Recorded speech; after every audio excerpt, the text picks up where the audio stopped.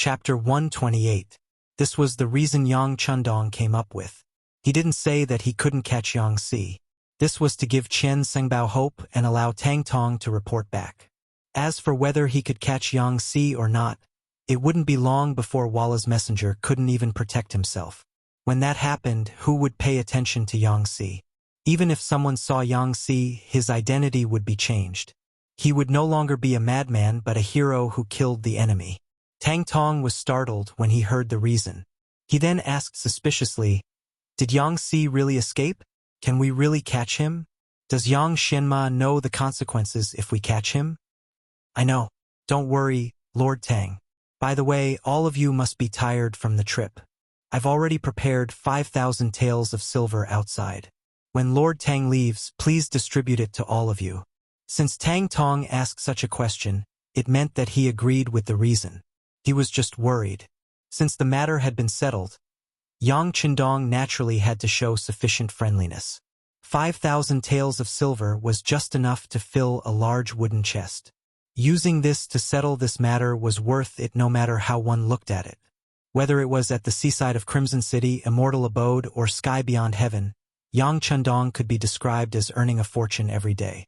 Since he didn't lack money, any problem that could be solved with silver taels wouldn't be a problem anymore. With a reason to report back and silver taels, Tang Tong's expression instantly turned for the better. He cupped his fists and smiled. Yang Xianma is too courteous. Since Yang Si isn't in the manor and has escaped to Jianing residence, I will report back now. As for Lord Tang's decision, it will be up to the higher-ups. Hee, of course. Yang Chundong chuckled. He knew that Tang Tong wouldn't make things difficult for him on this matter. After this matter, the friendship between the two deepened. Of course, the smile on Tang Tong's face became even brighter. Reporting.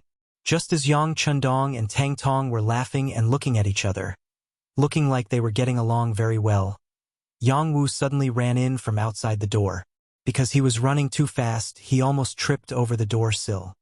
"What's going on? Don't you see that young master is talking with someone?"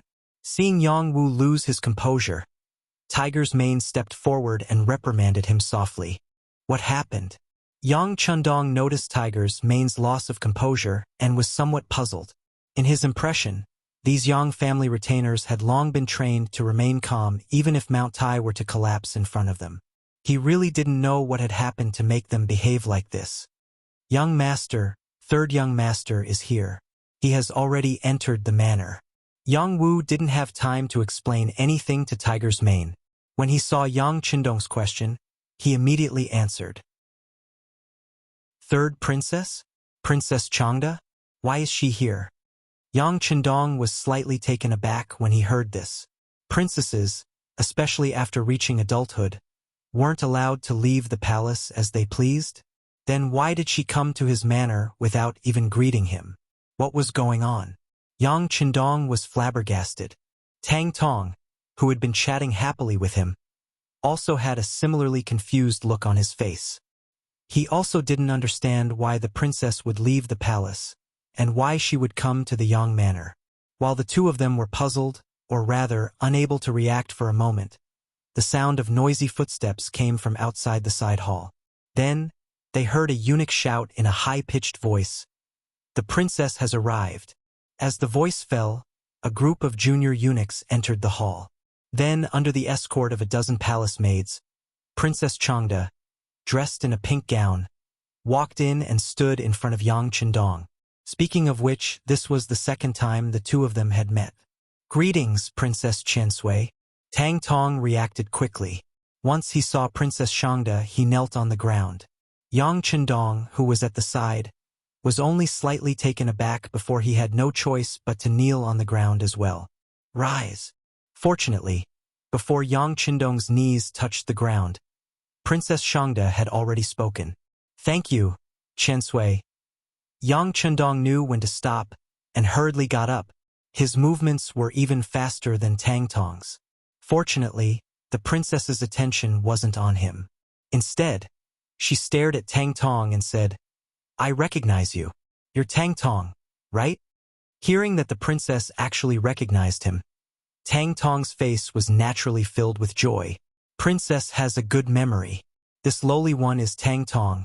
And now, Tang Tong seemed to want to use this opportunity to show off. He had heard that Princess Shangda and the emperor were siblings from the same mother, and had a very good relationship. With his status, fawning on the emperor was a little far-fetched, but fawning on the princess was a shortcut.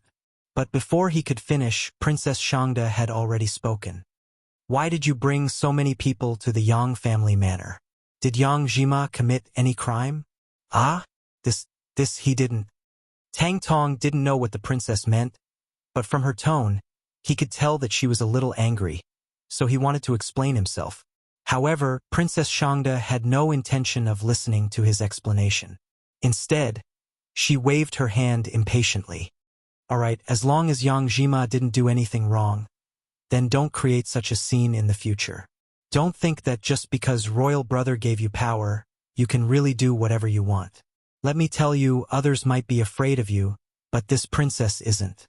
If you anger this princess, we'll see who's the one who loses out in front of royal brother. After Princess Shangda's words, Tang Tong felt the world spin.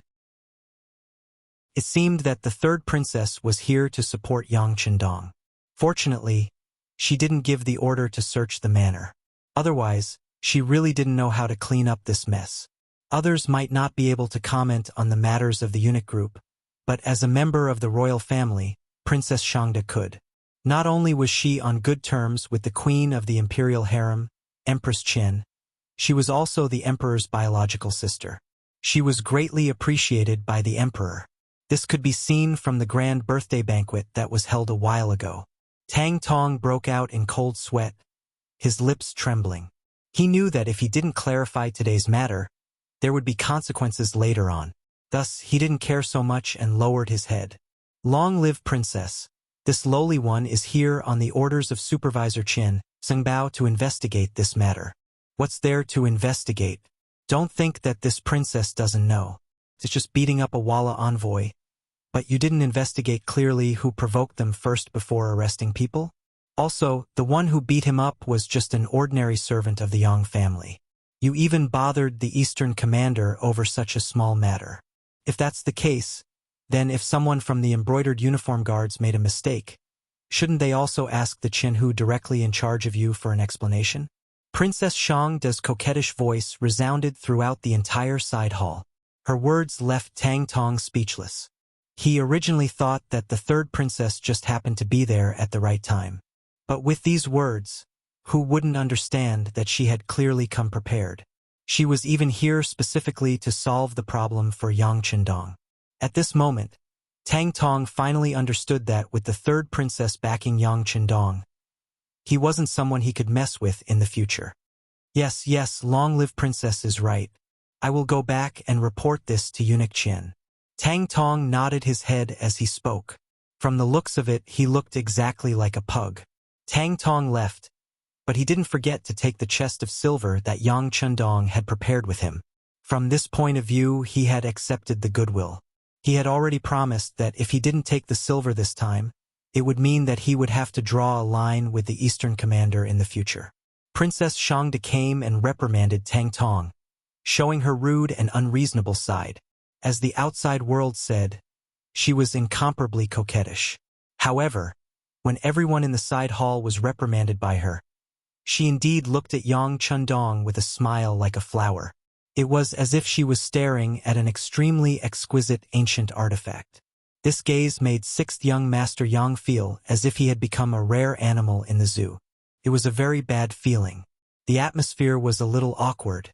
Yang Chendong was the first to speak, cupping his fists in a grateful manner. Thank you for speaking up for me, Princess. Chendong really has nothing to repay you with. Sai, how can there be nothing to repay you with? You are so capable, you must have a lot of fun things. Just take out 2 of them and let this princess see them. Princess Shangda spoke casually, but in Yang Chendong's ears, he was extremely wary. He had never underestimated anyone, even if the girl in front of him was only 14 years old. She had grown up in the imperial family since she was young, so she had matured earlier than others. After getting used to too many dirty things, it was impossible for her to not be mature. Usually, Every word of this kind of person had a deep meaning.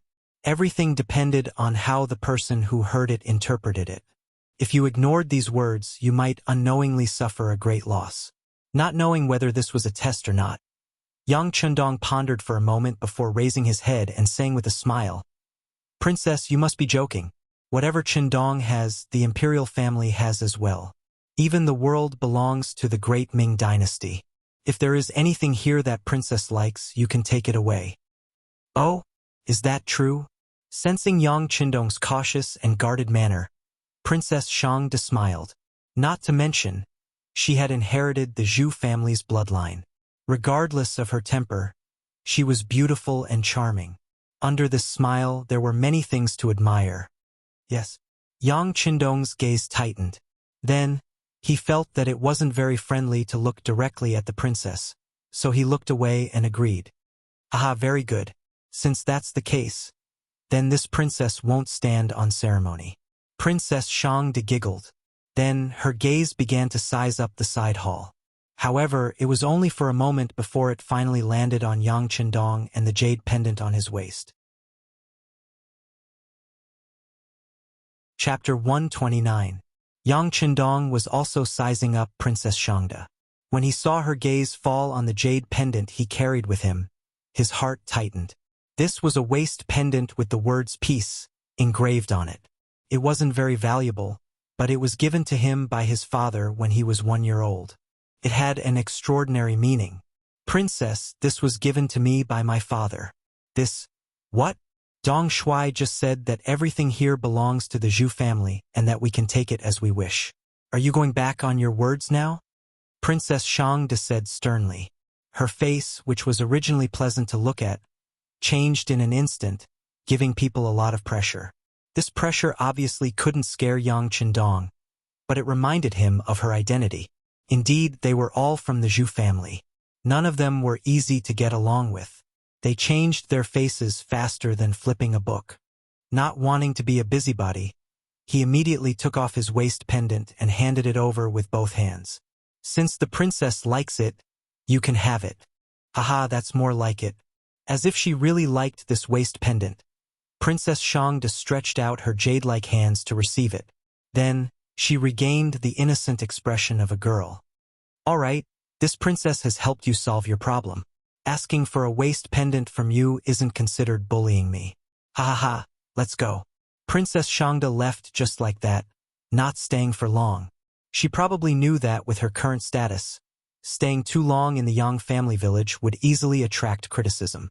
Although she wasn't afraid of public opinion, it was better to avoid as much trouble as possible. The princess left, leaving Yang Chundong alone in the side hall, deep in thought. The third princess's sudden appearance and quick departure made him a little uncertain. If he had to pinpoint her intentions, it would be that she had only taken a waist pendant. He didn't believe that a spoiled princess would care so much about an ordinary waist pendant.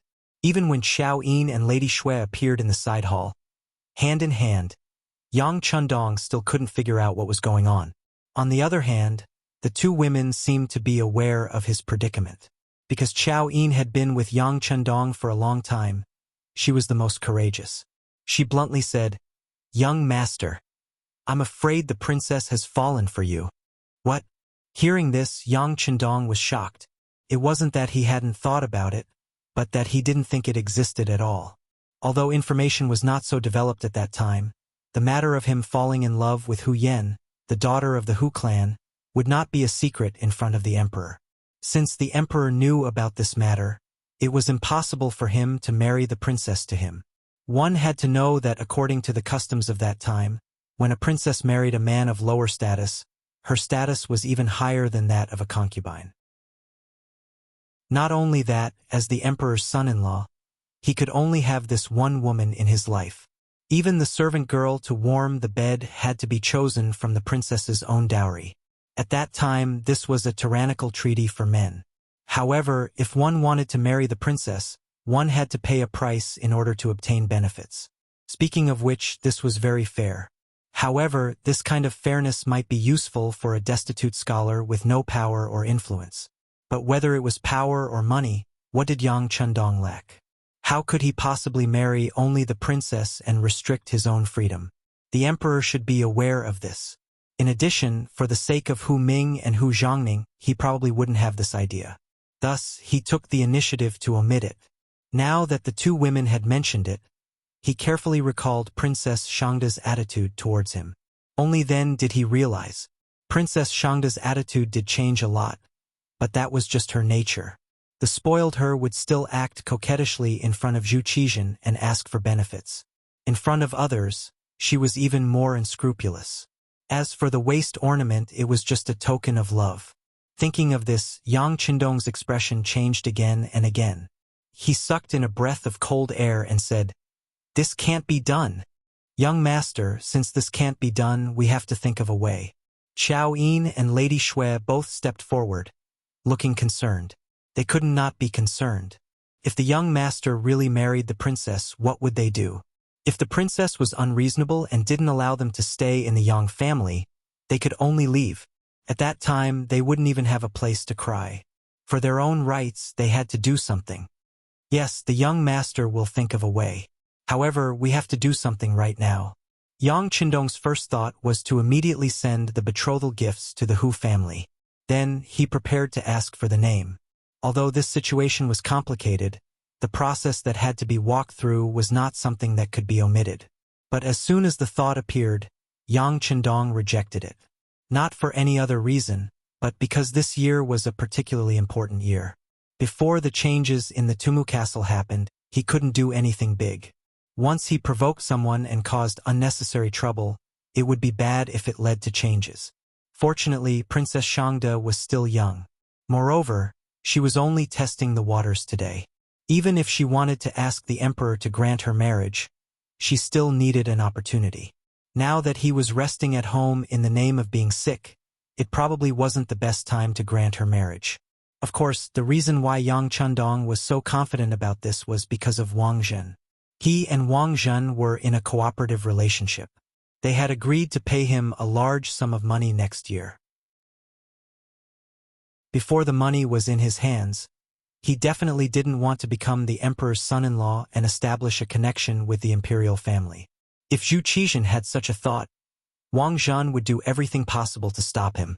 This was equivalent to buying time and opportunities for himself. As for after the big event, no matter what the situation was, at least Yang Qindong wouldn't be as passive as he was now. When the time came, he could find an opportunity to act first and report later. At that time, even if the emperor knew, he couldn't let Princess Changda marry a married man and share a man with others. With a plan in mind, Yang Qindong regained his confidence. "Okay, you don't need to tidy up here. Call Tiger's main inn. I have something to ask him." Seeing that Yang Qindong seemed to be thinking about something, Xiao Yin and Lady Shui looked at each other and left. They knew that all their hopes could only be placed on the young master. They also believed that the young master would be able to solve the problem. This came from a kind of trust. At the same time, it also showed that women in ancient times were not independent. Tang Tong went back and brought back the news that Yang Si was likely to escape to Jianing Prefecture. She also brought back Princess Shangda's attitude. Seeing that Tang Tong came back empty-handed, Qian Sengbao's face was cold, and he was even prepared to hold her accountable. But when he heard that even Princess Shangda came out and said those words, he knew that it was unwise to make an issue out of Yang Qindong being beaten up by Yang Si. Since there were no benefits, he didn't want to be involved in it. He immediately arranged for a little eunuch to pass a message to the magazine king, saying that the criminal was on the run and was being arrested. He then threw the matter aside. The magazine king was originally angry because of the incident with the guard captain, Tuj. When the eunuch passed the message, he was even angrier. But soon his attention was diverted.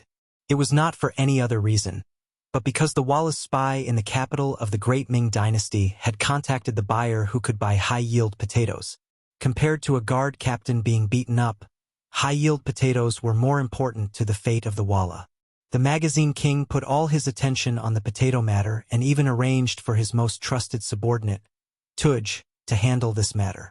In his words, if this matter was done well, it would be a great merit. When the time came, he would also have a merit in front of his brother, Yeshen. At that time, whether he would be promoted or rewarded, it wouldn't be a problem. Now that there was something to do, Tuj temporarily put aside the grudges in his hands. He brought 4 skilled subordinates and a spy to guide the group of 6 to meet with the potato seller and make a deal. Perhaps in order to gain the trust of the seller first provided 2 full bags of potato seeds. When these things were sent to the relay station, the magazine king personally checked them. After confirming that there were no mistakes, the meeting was arranged. The seller seemed to be a very careful person. He arranged for the meeting to be in a small courtyard in a remote alley. Because of the location, very few people from the warden's office paid attention to this place. On the surface, there seemed to be no problem with the safety. However, this was still a transaction in the capital of the Great Ming Dynasty. If something went wrong and the Ming Dynasty took notice of their plot, it would be a big problem. Tuogu was in favor of trading in such a remote location. But for safety, he still made 2 preparations. First, he didn't have much money on him. This way, even if the other party wanted to do something without enough benefits, they wouldn't easily make a move. Second, he assigned his 4 subordinates to the surroundings of the alley. If there was any trouble, the 4 of them would be able to call out to each other from a distance. He didn't believe that there was someone who could silently deal with his 4 subordinates. As long as one of them noticed that something was wrong, they could shout and attract the attention of others. After arranging everything, Tuj brought the spy to the small alley. After observing for a while and confirming that there weren't any accidents, they entered the empty courtyard. Tuj was confident that he had arranged everything perfectly. However, he didn't know that there was something called a sniper rifle. He also didn't know that this thing could be installed with a silencer that he had never heard of before. This silencer could guarantee that it could take a person's life from 1,000 meters away as easily as taking something out of a pocket. Just as Tuogu was about to enter the small courtyard, Dao Xiao and the other 10 members of the 2nd Guard Squad had already arrived. They were carefully inspecting the guns and equipment. Chapter 130. The so-called seller was actually someone from the Security Bureau in disguise. Their purpose was to frame the Walla's envoy. Offense was the best defense. If you don't want others to keep an eye on you, an excellent way is to make the opponent unable to pay attention to you.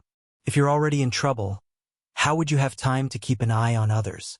This was the task Yang Qindong arranged for Tiger's Mane. After receiving the task, he passed it to Yang San and asked him to arrange the details. As a secret organization, Yang San and his men were much more professional than Walla's spies.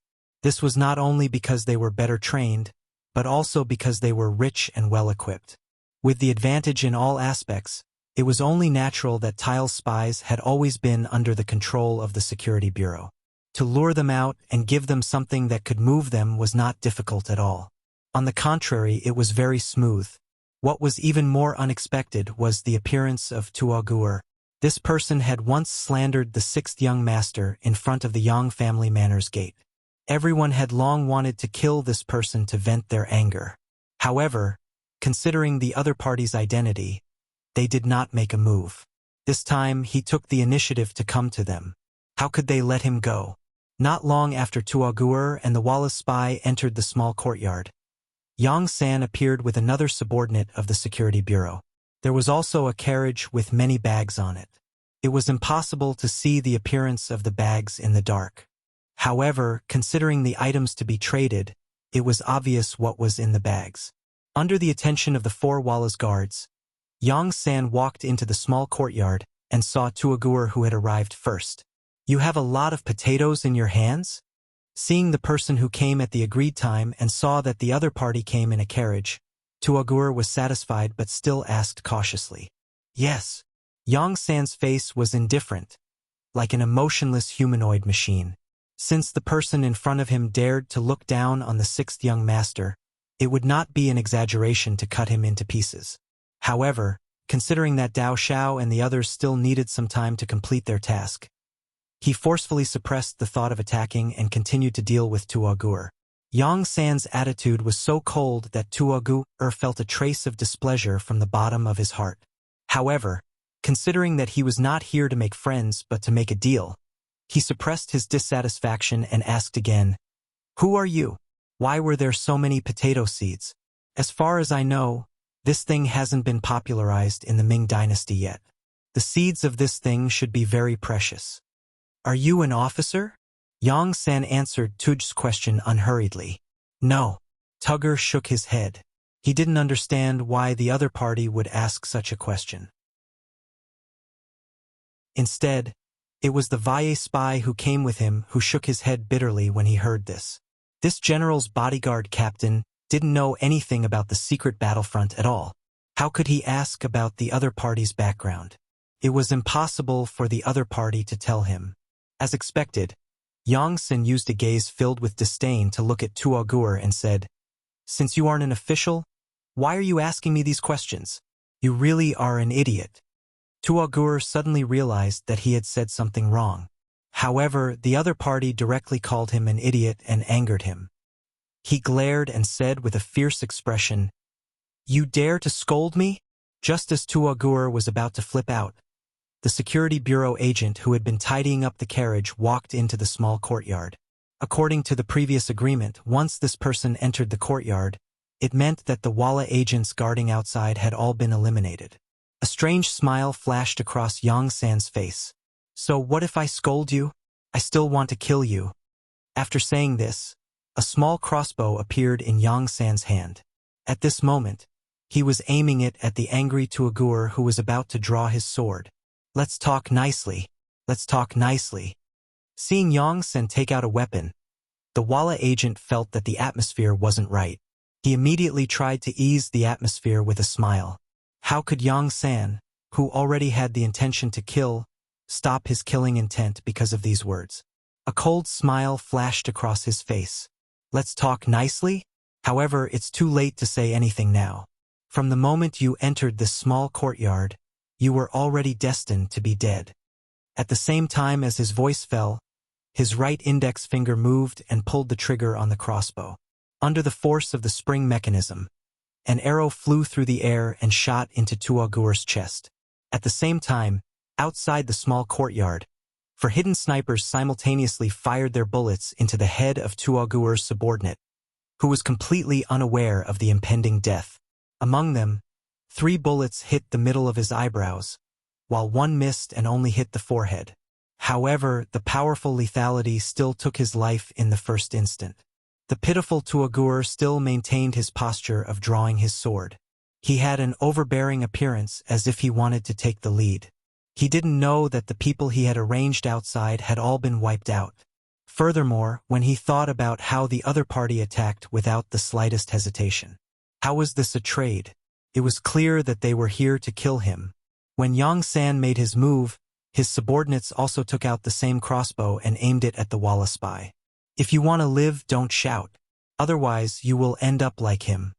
The Walla spy, who had been scared silly by the scene in front of him, was already stunned. In the end, his mission was just to gather information. He was also trained on how to hide himself. His skills were only average. Now that even Tuogur, who was extremely good at fighting, was killed without being able to fight back, what else could he do?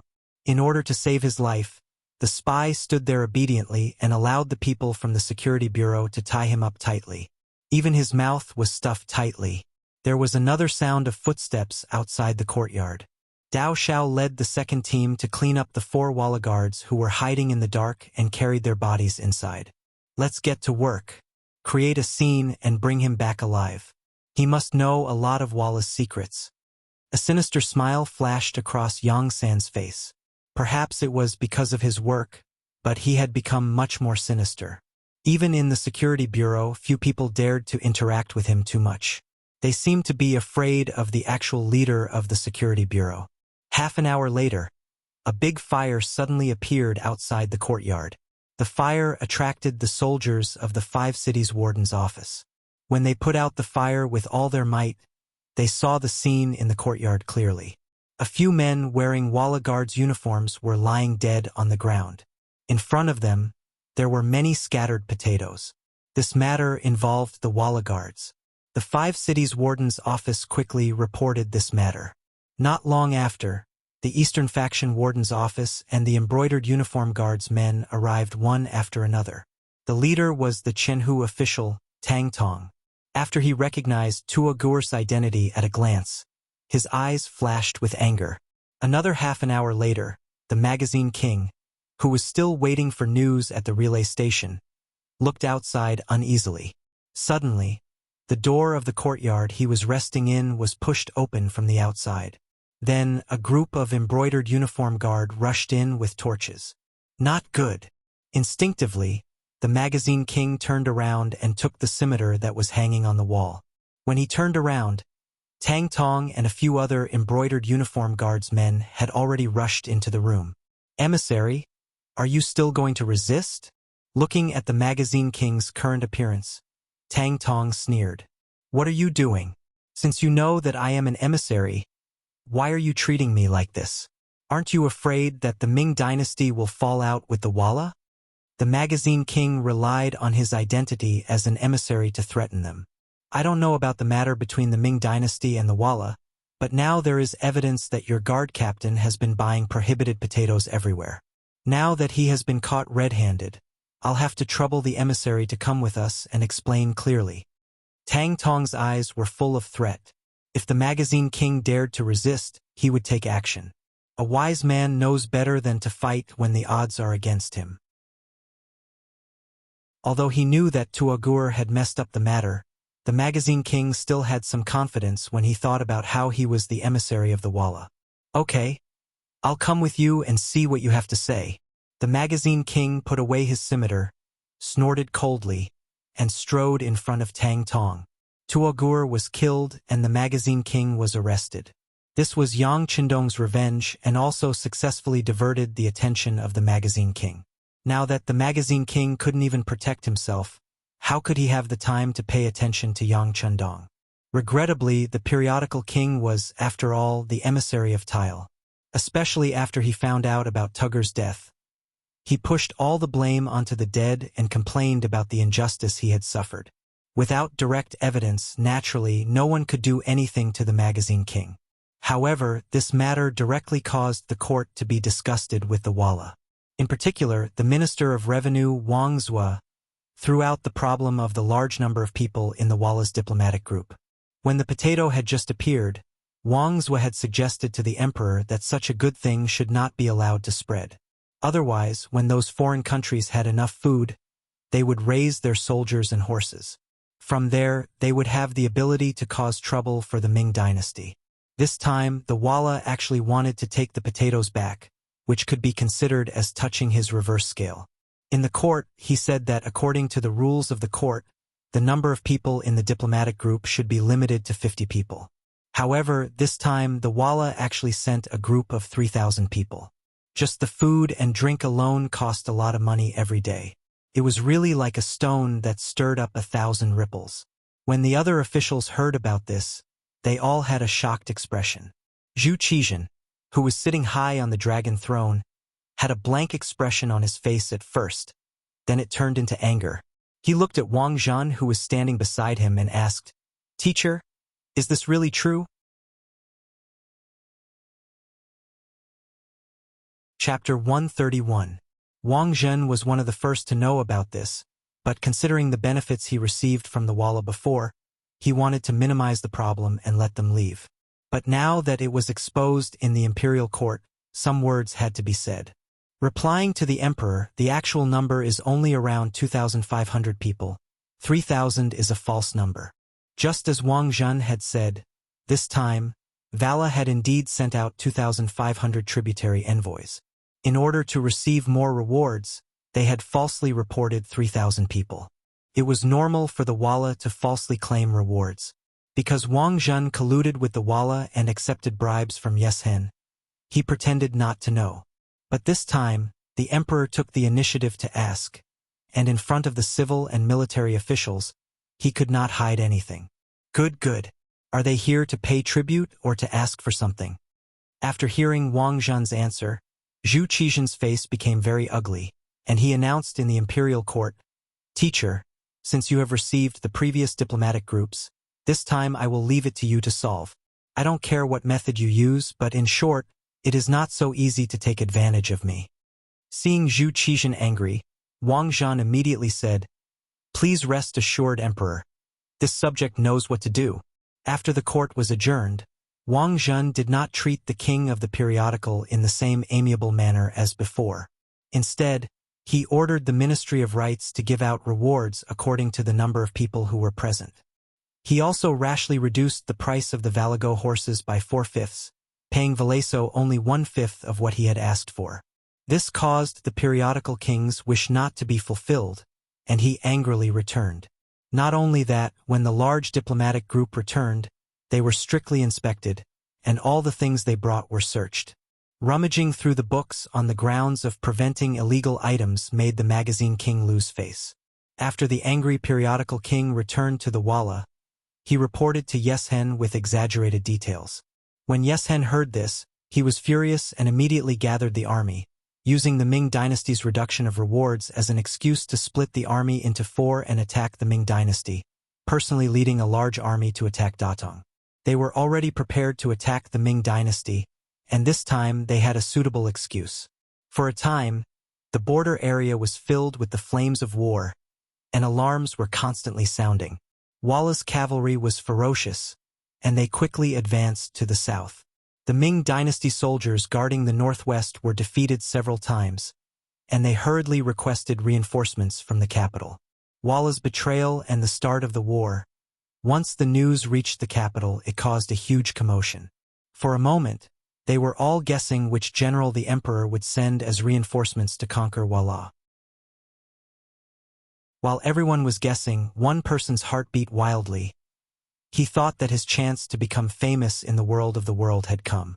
This person was the head eunuch of the imperial palace, the head eunuch of the ceremony directorate, Wang Zhan. Even though Wang Zhan, who could be said to be able to cover the sky with one hand, could be said to have absolute power at that time. Although some people had no choice but to rely on him because of his power, he was still a eunuch in the end. Other than his trusted aides, no one knew how to secretly curse him. If Wang Zhan were to fall from power one day, the first to attack him would be those who relied on him. Furthermore, Wang Zhan might not always be able to cover the sky with one hand, because his power came from Emperor Zhu Qizhan. As long as Zhu Qizhan no longer trusted him and was suspicious of him, he only needed to casually say a few words to make Wang Zhan lose the entire game. No matter how much power he had, he could not jump out of Zhu Qizhan's 5 fingers. This was what Wang Zhan was worried about. If he wanted to become an evergreen tree, he had to truly grasp the Ming dynasty's military power and reach the peak of power. To achieve this, it was far from enough to arrange a few trusted aides. Only by leading the great Ming dynasty's army to victory could he truly establish his prestige in the army. For this reason, he decided to urge Zhu Qizhan to personally lead the northern expedition to Walla. If he succeeded as the leader, he would naturally have great merits. At that time, he would have many opportunities to touch the military power. Once this desire appeared in his heart, he had a feeling that he could not retreat. His whole body felt as if it was on fire, making him unable to sit still for a moment. Where is His Majesty now? Wang Zhan's heart was in turmoil. He really wanted to ask Zhu Qizhan to go to war, so he asked a little eunuch beside him. Replying to eunuch Wang, "His Majesty is resting with the Empress." "Good, let's go see His Majesty." Wang Zhan stood up, tidied up his sleeves, and walked straight to the rear palace with firm steps. At this time, Zhu Qizhan was resting in Empress Qian's palace. His complexion was not very good. Vala's violation of the border was somewhat out of his expectations and caught him off guard.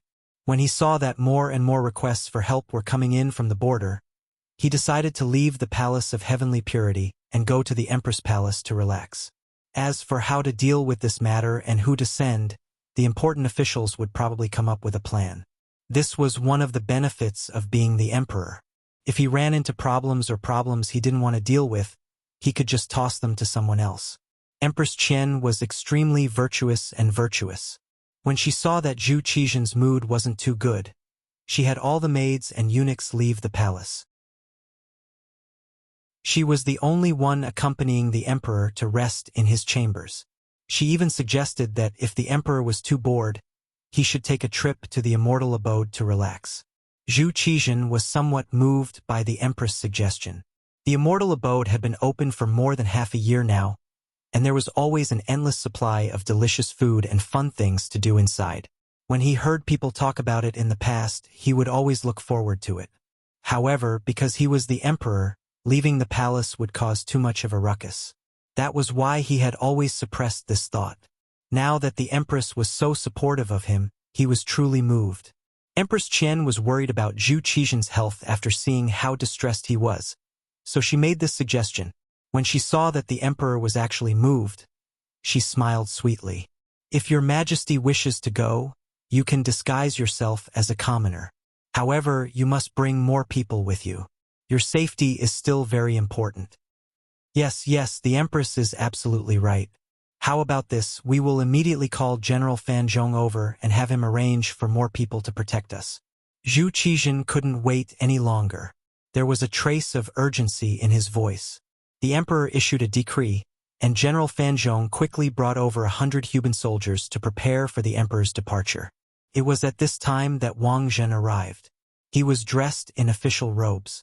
Only the eunuchs who served the emperor were allowed to wear such clothing. As soon as Wang Zhen arrived, Zhu Qizhen happily said, "Teacher, immediately change into a set of casual clothes and accompany us to the immortal abode. Let's see what new delicacies they have." Originally, Wang Zhen had been thinking about how to broach the subject of his personal expedition with Zhu Qizhen. Now that the emperor wanted to go to the immortal abode, it was absolutely quiet, and there were even private rooms there. It was much more convenient to discuss matters. He immediately agreed. As he went to change his clothes, he also arranged for someone to notify the last-ranked eunuch, Mao Mu, and have him notify Yang Chendong as soon as possible so that he could make the necessary arrangements. Yang Village. Lung Feng from Crimson City had arrived. He was personally led by Xiao Feng, who was already a battalion commander. Bai Zua, the captain of the Phantom Sniper Squad, had also arrived with them. There were a total of 20 members, 10 of them snipers and 10 of them observers. When Xiao Feng arrived, he was immediately called to the study to give a detailed report of the situation on Little Ryukyu Island. From Xiao Feng's words, Yang Chendong learned that the majority of Little Ryukyu Island was already under the control of the Yang clan. Only the central northern region had not been recovered. This was because the population was too small, and they needed time to digest it. Otherwise, they would have been able to take down the entire Ryukyu Island in one go. Currently, on Little Ryukyu Island, the number of local aboriginals and the commoners that Deng Maoqi had taken away during his uprising added up to about 400,000 people. Among them, there were only 4,000 people who had truly passed the various tests to become members of Lung Feng. There were 2,000 in the army and 2,000 in the navy, for a total of 40 companies. According to the statistics of 4 companies per battalion, there were 5 battalions in the navy and 5 battalions in the army. As for the auxiliary soldiers and the children's regiment, there were close to 20,000 people. Very good. There's no need to rush the matter of Lung Feng changing from a battalion to a regiment. After listening to Xiao Feng's account, Yang Chendong's face was filled with satisfaction. Tall buildings were built from the ground up. The foundation was often the most important. If the organization of the army was messed up at the beginning, it would take a lot of effort to correct it later on. Rather than spending a lot of effort to reorganize it later on, it was better to lay a good foundation from the beginning and take one step at a time.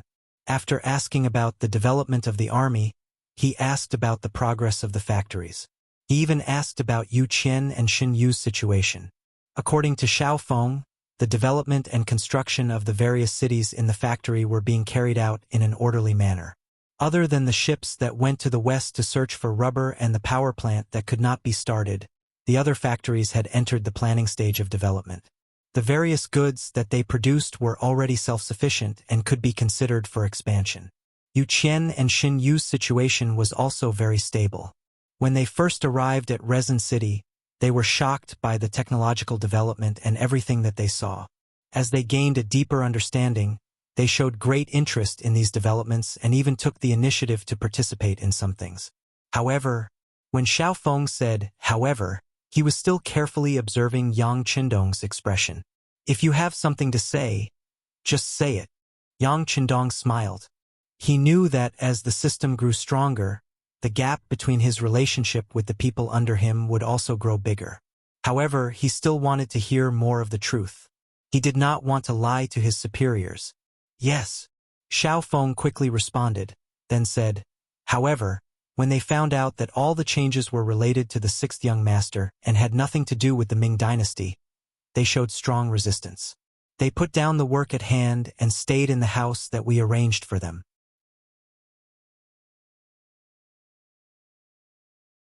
Chapter 132. Yu Qian and Shen Yu were officials of the great Ming dynasty. One was a self-proclaimed Wen Tianxiang, while the other was an imperial censor. They were both people with integrity. Yang Qindong had long thought that the other party would not accept the changes in Crimson City so easily, especially since it was not under the management of the great Ming dynasty. There would be resistance and incomprehension, but these two people were people who valued the country more than the king. As long as they saw that the ones benefiting were the common people, their thoughts would eventually change. It was just a matter of how long it would take. Yang Qindong firmly believed that time could change a person. Oh, they've been staying in the room all this time? Yang Qindong's smile was written all over his face. He was not surprised by the two people's uncooperative attitude. Yes and no. At first, they stayed in the room, but the sixth young master also knew that even in the room, the facilities inside were completely different from the Ming dynasty. In addition, after their relatives were safely sent back, they began to appear on the streets again. At first, they did not speak much, but when I received the order to come to the capital, they had already made friends with many of the common people in the city.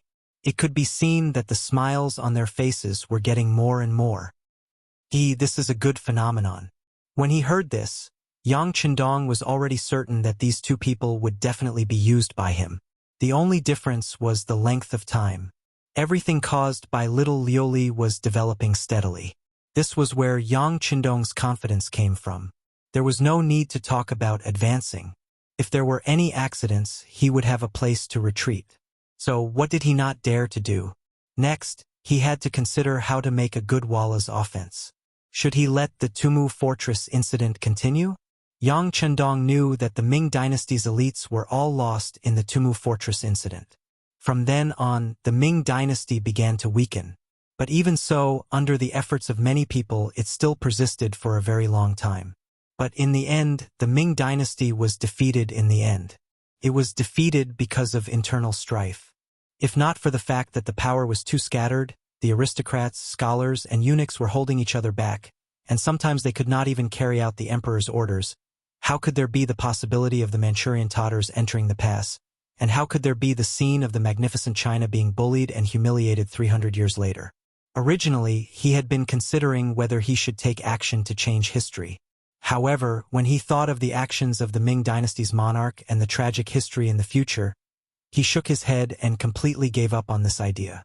Forget it, if there were no elites, then so be it. The deaths of a few people in exchange for a happy life for more people. Especially since China was able to stand at the top of the world, it was appropriate no matter how one looked at it. Young Master, Eunuch Mao sent word that Eunuch Wang Zhen sent word that His Majesty is going to the immortal abode. He asked for you to make arrangements in advance. Tiger's Mane appeared in the study and reported the news he'd just received. All right, I understand. Yang Qindong's expression froze for a moment. Then, a sharp glint appeared in his eyes. It was about time. This Wang Zhen was going to make a move to dissuade Zhu Qizhen. Immortal abode. Yang Qindong's sudden arrival caused Mu Lily, who was on duty, to be extremely nervous. Yang Xi's matter had obviously been suppressed by Dong Shuai. Now, every time she returned to the Yang clan manor, she could see Yang Xi. The two of them were gradually warming up. They were just waiting for the right opportunity to get married. All of this was thanks to Yang Qindong. When she saw Dong Shuai enter the immortal abode, Mu Lily hurried over to greet him. She said respectfully, "Sixth young master, why have you come? I need to receive an important guest. How about this? Immediately prepare the best private room and arrange for some quick-witted and nimble attendants to serve him." Yang Chendong nodded at Mu Lily with a smile. Then, he turned to Tiger's Mane and gave him a light nod, indicating for him to check the surroundings. Regardless of whether or not the Emperor would bring guards with him, if something really did happen, he would still be in a lot of trouble. Tiger's Mane led Mu Lily up to the 3rd floor with a group of people. They entered the private room and carefully inspected it. After confirming that there were no problems, they went downstairs. What they saw was a young man dressed like a noble young master, escorted by a group of people, arriving at the Immortal Abode's entrance. "Young master, you've come." Yang Chendong smiled as he walked over to greet him. When he saw Zhu Qizhen, who was dressed like a noble young master, he didn't kneel. Zhu Qizhen was dressed casually. He obviously didn't want others to know his identity. He didn't feel the slightest bit of displeasure at Yang Chendong's refusal to kneel. On the contrary, he nodded happily. Wang Zhen, who was also dressed casually, asked in a low voice, "Sixth young master, has everything been arranged?" "It's been arranged. The best private room on the 3rd floor. Please." Yang Chendong nodded lightly, indicating that everything was ready. He turned around and led the way up the stairs to the 3rd floor. In order to protect the privacy of their guests, the Immortal Abode had even covered the 2 sides of the stairs with red cloth. This way, only the owner would know who the guests were, and no one else would know. This was exactly what Zhu Qizhen wanted, and he boldly made his way to the 3rd floor. In the private room, Zhu Qizhen sat on the east side, while Wang Zhen carefully waited on him. Yang Chendong left after asking what the Emperor wanted to eat and what songs and dances he wanted to perform on the 1st floor. With his current status, it wasn't appropriate for him to appear in this kind of setting. If he insisted on appearing, the difference in status would only make him feel awkward.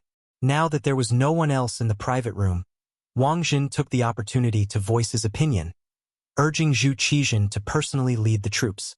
"Your Majesty, you are young and promising, and your heroic bearing is flourishing. Today, the great Ming dynasty is prosperous, and the people live a prosperous life. All of this is inextricably linked to your wise leadership." Wang Zhen smiled as he praised Zhu Qizhen. Naturally, everyone was willing to listen to flattery, and Zhu Qizhen was no exception. Even though he heard nothing but flattery every day, it didn't stop him from continuing to listen. "Teacher, our country's stability is due to the efforts of my subjects, as well as your contributions." Zhu Qizhen drank the fine wine and ate the piping hot delicacies that had just been served. Through the transparent glass, he watched the lively singing and dancing on the 1st floor. He watched the singers wearing the miniskirts that Yang Chendong had suggested, singing and dancing. It was truly a joyous sight. Zhu Qizhen knew that the costumes of these dancers had received a lot of criticism when they first appeared. There were even some who sent him memorials about it, causing quite a stir. In the end, Wang Zhen took the initiative to resolve this issue. He insisted that this was all a commercial activity, and that it was to serve the public. It was a delicacy in the eyes of many. In fact, this kind of event had attracted countless so-called gentlemen to watch. Many of them cursed the spider lilies while enjoying the benefits. It really was the type of person who enjoyed pain and pleasure at the same time. Now that Zhu Qizhen was in such a good mood, Wang Zhen felt that coming to the Immortal Abode to discuss this matter was the correct decision. At the same time, he said what he wanted to say. "Your Majesty, your ability to rule the world has already reached the peak. It wouldn't be an exaggeration to say that no one will be able to do it in the future, but at the very least, no one has done it before. However, in the end, you are still lacking by a little bit. Everyone says that true experts conquer the world on horseback and rule the world from horseback. You still lack the ability to personally lead an imperial army and cut through all obstacles on the battlefield. If you can accomplish this, I can imagine that the title of the #1 sage monarch in history would belong to none other than your Majesty." Personally lead an imperial army?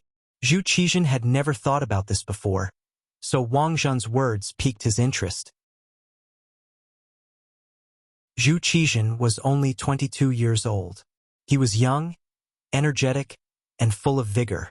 At the same time, he had the same impulsiveness and desire for success as other young people. Originally, He hadn't thought about personally leading an imperial army, and had even been worried about who to send to lead the troops.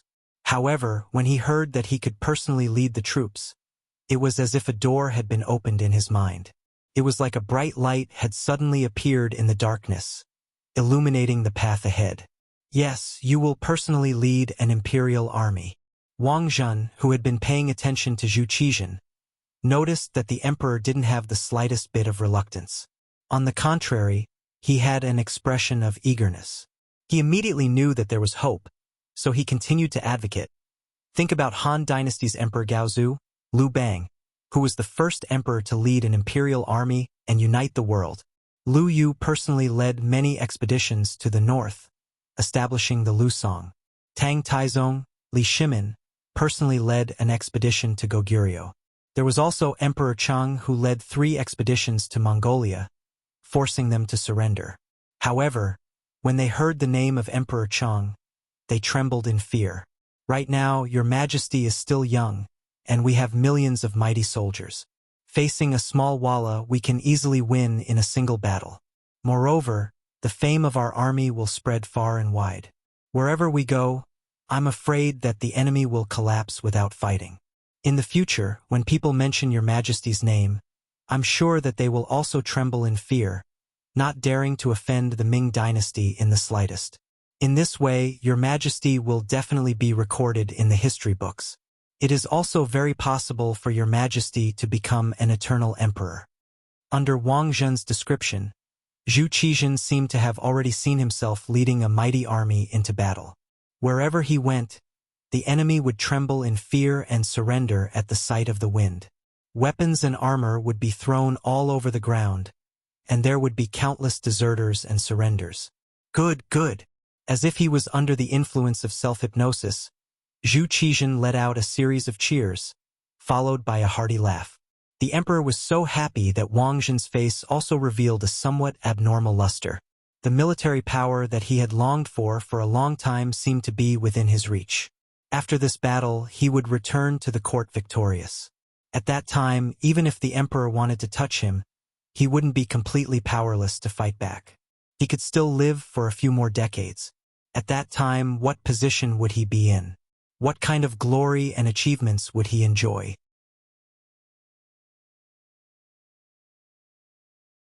Chapter 133. 2 people, a man and a hermaphrodite, were laughing loudly in the private room, as if they had encountered something extremely happy. Their laughter seemed to shake the entire private room. Yang Qindong, who had been waiting outside, carefully paid attention to the movements in the room. When the laughter came out without restraint, he guessed a possibility. He felt that the matter had been settled, and it should be time for him to appear. He immediately waved his hand, and a waiter brought over a delicacy that had just been prepared. Taking this opportunity, he pushed the door open and entered. Yang Qindong's sudden entry did not affect the hearty laughter of the ruler and official. Wang Zhen even had the intention to show off to him. Qindong, quickly come and pay your respects to the wisest and greatest emperor in our history. The emperor is going to personally lead the troops to Walla. As he spoke, Wang Zhen gave Yang Qindong a look. Personally lead the troops. Yang Qindong appeared to be very surprised on the surface, but in his heart, he thought that it was indeed so. If one did not seek death, one would not die. Zhu Qizhen was jumping into the fire pit himself. As a bystander, he was afraid that he would not be able to stop him. Yang Qindong's surprised look was seen by Zhu Qizhen. Does Minister Yang have a different opinion? Yang Qindong, what do you mean? Wang Zhen had given countless looks just now because he was afraid that Yang Qindong would get in the way. At this moment, in order to prevent the other party from speaking rudely, he even directly called out the official's name. From this, it could be seen that if Yang Qindong said something wrong, he would dare to let the Hu Ben soldiers outside rush in and throw him into the imperial prison. Feeling Wang Zhen's threat and the emperor's suspicion, how could Yang Qindong not know what to say? Personally lead the troops. This is really too good. Since ancient times, a famous emperor must be proficient in both the pen and the sword. Looking at our Ming dynasty now, the sea is peaceful and peaceful. Your Majesty has already seen results in governing the country through the use of the pen. If you personally go on an expedition, it can really be said that no one has ever done it before. Yang Qindong's praise was even similar to what Wang Zhen had said just now. Immediately, the two people in the room were overjoyed. When Wang Zhen saw that Yang Qindong was so tactful, he was very happy. He smiled and said, "As the saying goes, great minds think alike. In the past, I didn't believe it, but now I have no choice but to believe it." That's right, Mr. and Minister Yang have the same opinion. It seems that this time we must personally lead the troops to prove the might of our nation. Ha ha ha. Zhu Qizhen also laughed in agreement. Not only could he make a name for himself, but he could also go out and have fun. This was a good opportunity to gain both fame and fortune. No matter how he looked at it, it was a good opportunity. However, at this time, Zhu Qizhen didn't even think about the possibility of losing the war. Perhaps in his eyes, he had never regarded Walla as a great enemy. During the time of Emperor Cheng, the strength of the nation was not as strong as it was now. They were still defeated by the Mongol Empire. Now, after decades of development, they really didn't see the slightest possibility of losing the war. This attitude attracted the praise of the emperor and Wang Zhen. Yang Qindong also pretended to have a flushed face and laughed at the side. However, as he laughed, he suddenly knelt on the ground and said with a very determined attitude, "Your Majesty, this subject has a request. I hope that Your Majesty will agree." "Oh, what is it? Let's hear it." Zhu Qizhen was in a good mood at this time, so his attitude towards Yang Qindong was naturally very good. Even Wang Zhen, who was at the side, was prepared to help Yang Qindong. After all, the other party cooperated with him so much. Even if it was to return the favor, he still had to make a move when it was necessary. Under the attention of 4 people, Yang Qindong's heart was set. He knew that his request would definitely be approved. He immediately raised his head and cupped his hands and said, "Your Majesty, although this subject has a low position and is idle, I still consider myself a part of the great Ming Empire. Since Your Majesty is going to personally lead the army, this subject requests to accompany you. I also want to admire Your Majesty's heroic actions and the scene of your victory. When you return in triumph, this subject will definitely record everything and arrange it into a dance song to let the whole world know of Your Majesty's greatness and wisdom." There were also different levels of flattery. When Yang Qindong said this, it immediately scratched Zhu Qizhen's itch. He thought that victory indeed needed someone to record it. Although historians would record it, it was only words on paper. How could it be more intuitive and moving than a dance song? Immediately, he was overjoyed and agreed, "Good, good. Yang Shi's loyalty is commendable. We will allow him to play." Wang Zhen, who was at the side, was also very happy. Yang Qindong took the initiative to ask to accompany the emperor. Didn't this mean that he was also optimistic about this battle? As such, no words were more effective than action. At this time, he looked at Yang Qindong with an increasingly happy gaze. "Thank you, Your Majesty." Yang Qindong hurriedly expressed his gratitude and then stood up with a happy expression. He had decided to personally lead the army. Zhu Qizhen couldn't wait for even a moment. It was as if victory was right in front of him, and if he was a step late, the merit would belong to someone else. He didn't watch the song and dance he ordered and didn't eat the delicious food he ordered. He hurriedly left the immortal residence with Wang Zhen. After the emperor left, Yang Qindong also called Mu Lili, who was on duty, to return to the Yang family manor. Everyone who had received the news was currently waiting in the main hall of the manor, waiting for the 6th young master to call for a meeting. Not everyone was present at the meeting. Yang Qindong first met with Qiao Yin, Madame Shui, Madame Xiang, Dong Hanxiang, as well as the 2 foremen of the immortal residence, Mu Lili and Chuaner. In the main hall, Yang Qindong was extremely solemn and serious. The 5 women were also affected by the atmosphere, and their expressions became much more serious. Even Madame Shui, who used to throw flirtatious glances at Yang Qindong in the past, retracted her seductive gaze at this time. Madame Xiang was very beautiful. She had an elegant temperament, and her figure was also very voluptuous. According to the previous book, she was different from Madame Shui, who looked like Su Qing. She looked more like a young Guanjilin. With her big eyes and towering breasts, there were very few men who could control themselves after seeing her. However, Yang Chandong was one of those rare men.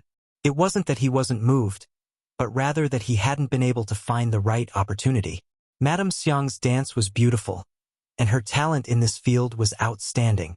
There were many performances in the immortal residence that required her to rehearse, so there wasn't enough time. With Chao Yin and Madame Shui, Yang Chandong didn't insist on it. When it came to women, what he liked was the feeling of success when the conditions were right, and not the feeling of doing something in a hurry. In his opinion, that kind of combination would deprive him of a sense of beauty. It wasn't something he liked. This time, he called the 5 women over. Yang Chandong didn't waste any time on pleasantries. He went straight to the point and mentioned that he was about to follow the emperor to the border.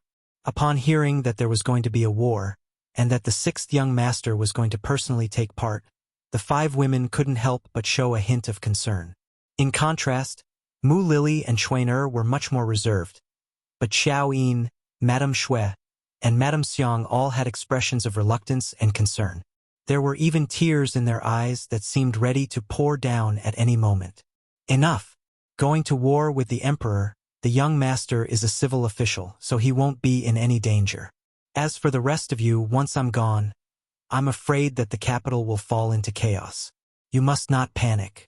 If you encounter a situation where things can't be controlled, immediately retreat to the Yang clan manor. I will arrange for people to protect you here. Yang Chandong's face was brimming with confidence when it came to his own safety, but he truly couldn't be at ease when it came to these women. All of them were heavenly beauties. Once the capital fell into chaos, who knew if some of them would be tempted by lust and take risks? For the sake of their safety, Yang Chandong had intentionally left Dao Zhao's group of 10 and the Ghost Shadow Sniper Squad in the Yang clan manor. Yang Si, Yang Lu, and Yang San of the Security Bureau had been left in the capital, so there shouldn't be any problems. But he was still worried that these women wouldn't be willing to abandon the immortal abode in the face of danger, which was why he had called them to this meeting. He had only one goal in mind. In times of danger, everyone in the immortal abode had to retreat to the manor. As for whether or not the immortal abode would be plundered by others, he couldn't care less. It was impossible to take care of everything in the first place. Since he had intentionally warned them about this, he believed that the girls would not panic too much if something were to happen. Young master, didn't you say that there wouldn't be any danger? Why did you make such an arrangement? Chao Yin had followed Yang Chandong for a long time, and she was the woman who understood him the best. She had been to Crimson City before, and she was well aware of just how powerful that place was. Even with such tyrannical strength, Yang Chandong had still made such an order. Chao Yin couldn't help but think about it. There's always a what-if in everything. Aren't I just preparing for the worst? Haha. Yang Chandong winked at Chao Yin, his eyes gleaming. Chao Yin's mental defenses crumbled, and she didn't say anything else. He quickly made appropriate arrangements for the women. After they left, Tiger's Mane, Beta Persei, Yang Wu, 1st Battalion Commander Xiaofeng, 1st Squad Commander Qiu Vi, 2nd Squad Commander Dao Xiao, Ghost Shadow Sniper Squad Commander Bai Zua, and the others stood in the main hall. None of them sat down. They all had solemn expressions as they waited for Yang Chandong to give them orders. Very good. You don't panic in the face of trouble. This is a necessary quality for a leader. This young master hopes that you can remain as calm as you are now. Yang Chandong's gaze swept over everyone. Soldiers are trained for 1,000 days to be used in a single moment. You've all been in hiding for so long. Now it's time for you to show your prowess. Now I order. Everyone had gone through strict military training and formation training. As soon as the command was given, everyone tensed up their bodies, put their feet together, and stood at attention. Satisfied with everyone's performance, Yang Chandong said, I order.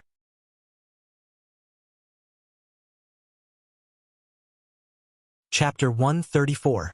Within the palace, they were also nervously making preparations. Compared to the order in the Yang village, this place was much more chaotic.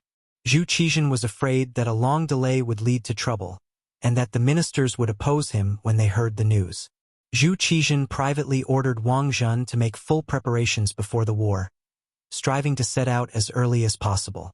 He was already eager to go out and show off. Naturally, this was also what Wang Zhen wanted. Whether or not he could seize military power would depend on his performance this time. He called all his disciples and grand disciples over. More than half of the eunuchs began to move. They mobilized troops and issued orders. They were extremely busy. Wang Zhen, who did not know anything about military matters, did not have enough understanding of Walla's attacks. He thought that by letting Ying Zong personally lead the troops, he would be able to scare the Walla troops away. Hence, to win by luck, he decided to make Ying Zong personally lead the troops when the Ming dynasty was not fully prepared. He wanted Ying Zong to follow Song Jinzong's example and leave a good name in history. Ying Zong usually listened to Wang Zhen. This time, when he heard Wang Zhen's words, he felt that this was a good chance for him to show off his skills. Hence, he did not discuss with the officials and made the decision. He also announced that they would set out in 2 days. The moment Ying Zong personally led the troops, all the officials were shocked. When the officials found out, they immediately used Minister of War Kuang Yi to say, "It is not good for the sixth master to go out." Minister of Personnel Wang Zhen led the officials to advise against it. Reports of the defeat at the Datong front lines continued to spread to the imperial capital. These military uniforms that annoyed people in the past were like soul-reaping messengers in Zhu Qizhen's eyes. Since he had already made his decision and was attracted by the results of the victory, Ying Zong totally trusted Wang Zhen and insisted on personally leading the troops. As for the advice of the officials, he did not care at all. Now that the emperor had given his imperial decree, after a series of useless remonstrations, the only thing that the officials could do was to be appointed by him. Since the emperor was personally leading the troops, the number of officials following him naturally could not be small. If not, wouldn't they become a joke? Regarding this point, Wang Zhen quickly made preparations. A total of 100 officials and civil servants were present.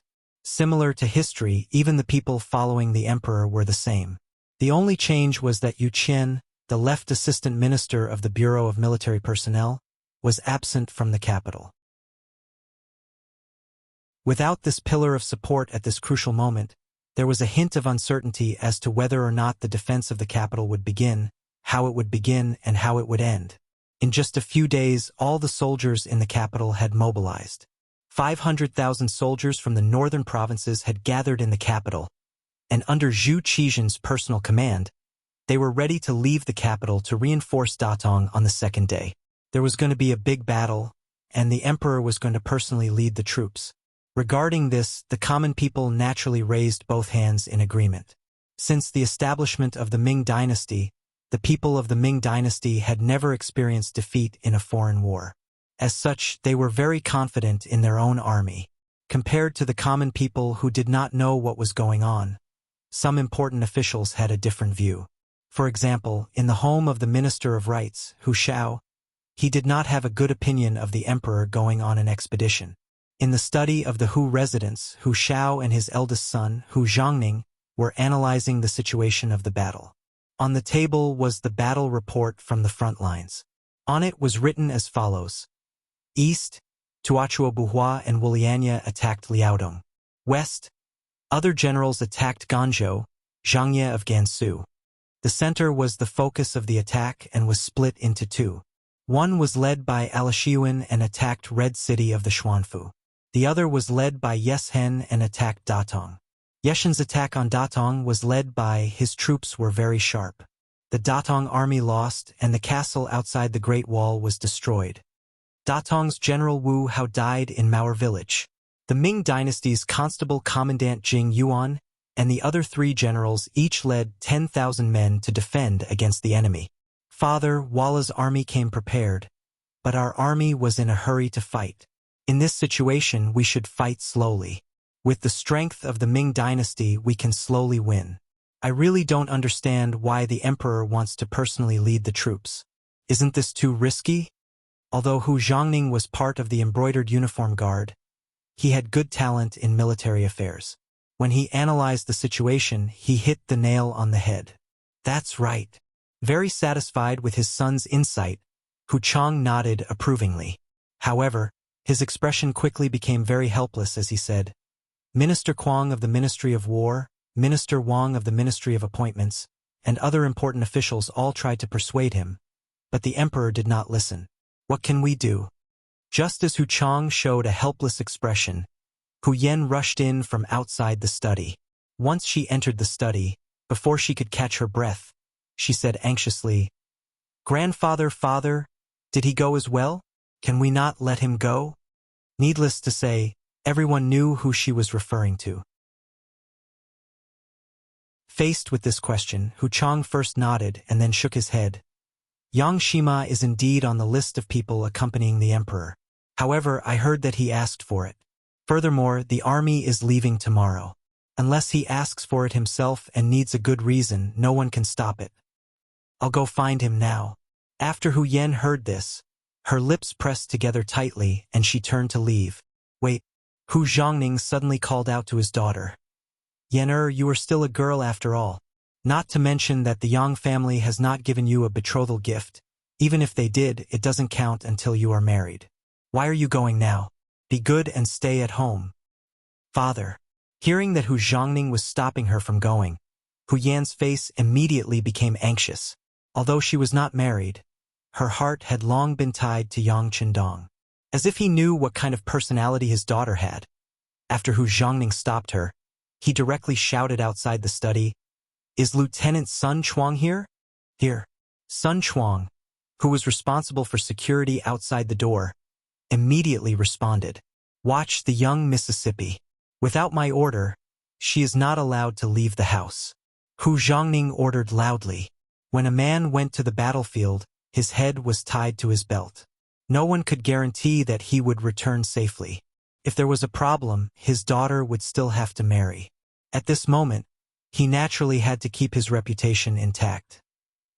Hu Yan's matter was ultimately just a small episode. The next morning, on the 16th of July, 1449 AD, Ingzong ordered his brother, Zhu Qiyu, to guard the capital. Zhu Qizhen and Wang Jin gathered an army of 500,000 in a few days, randomly allocated some food and weapons, and hurriedly set off. Along with Ingzong and Wang Zhen were Duking Zhang Fu, Minister of War Kuang Yi, Minister of Revenue Wang Zhua, Cabinet Scholars Chao Nai Zhang Yi, Crown Prince Yang Qindong, and more than 100 other civil and military officials. However, Ingzong did not allow them to participate in military and political affairs, leaving all military and political power to Wang Jin alone. Due to the improper organization, all military and political affairs were arbitrarily decided by Wang Jin. Duke Chang Guizhuyong was a general, but in front of Wang Jin he had to kneel. Minister of Revenue Wang Zhua asked the emperor to return to the army, and Wang Jin ordered him to kneel in the grass until the sky turned dark. The civil and military officials accompanying the expedition were not allowed to participate in military and political affairs, and the army was in chaos.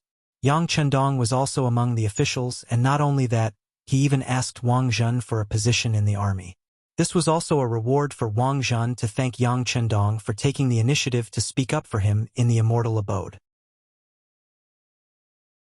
It was precisely because of this that the sixth young master was able to arrange for his own people to serve by his side.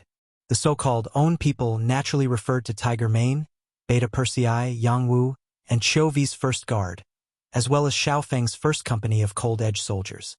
As long as Yang Qindong didn't interfere, the outcome of this battle was obvious. Once they were surrounded by Walla's army, it would be very dangerous without sufficient strength to protect them. Yang Qindong had only just transferred the first company of cold-edge soldiers over, and it was also at this time that he began to bare his fangs. This was one of the benefits of joining the army. Although he didn't have any real authority, especially under Wang Jin's leadership, he could still arrange for a few people to serve by his side. The chaos of the army also brought benefits to his arrangements. At the very least, no one cared or questioned him. Similarly, because the preparations for this expedition had been rushed and poorly organized, the army was in chaos not long after they set out. Before they even reached Datong, The army was already running low on food. People were dying one after another, and corpses covered half the road. It had to be said that because the army had been assembled too hastily, the gathering of 500,000 soldiers had been extremely chaotic from the start. Just how chaotic was it? The Minister of War, Kuang Yi, had fallen off his horse due to the crowd. The Minister of War was the equivalent of the current Minister of Defense. Even he had fallen into chaos, so one could only imagine how poorly organized and disciplined the army was. How could such an army possibly win a battle? They didn't care about the situation of the enemy, nor did they discuss battle plans. They didn't even arrange for logistical support, treating this expedition like a child's game. Wang Zhen was in charge of all military affairs, and the accompanying civil and military officials didn't participate. This was simply an amateur commanding an expert. Yang Qindong didn't say anything about Wang Zhen's random orders. He knew that even if he wanted to say something, the other party probably wouldn't listen. Since that was the case, all they could do was wait and see what would happen, as well as do what they could. For example, the Minister of Revenue, Wang Zhua, wasn't young anymore. Seeing him kneel in the grass, Wang Zhua had personally delivered a thick praying mat to him. The commander of the embroidered uniform guard, Ji Guang, had seen everything clearly and reported this matter to Wang Zhen. Wang Zhen was very busy and wanted to get involved in everything, big or small, so that everyone could do as he wished. When he heard the report that it was Yang Qindong's doing, he only frowned and waved his hand. Let him go. Record everything about him and we'll talk about it later. Of course, he wasn't letting him go out of the kindness of his heart. Wang Zhen wanted to record everything and interrogate Yang Qindong to see if he could extort more silver.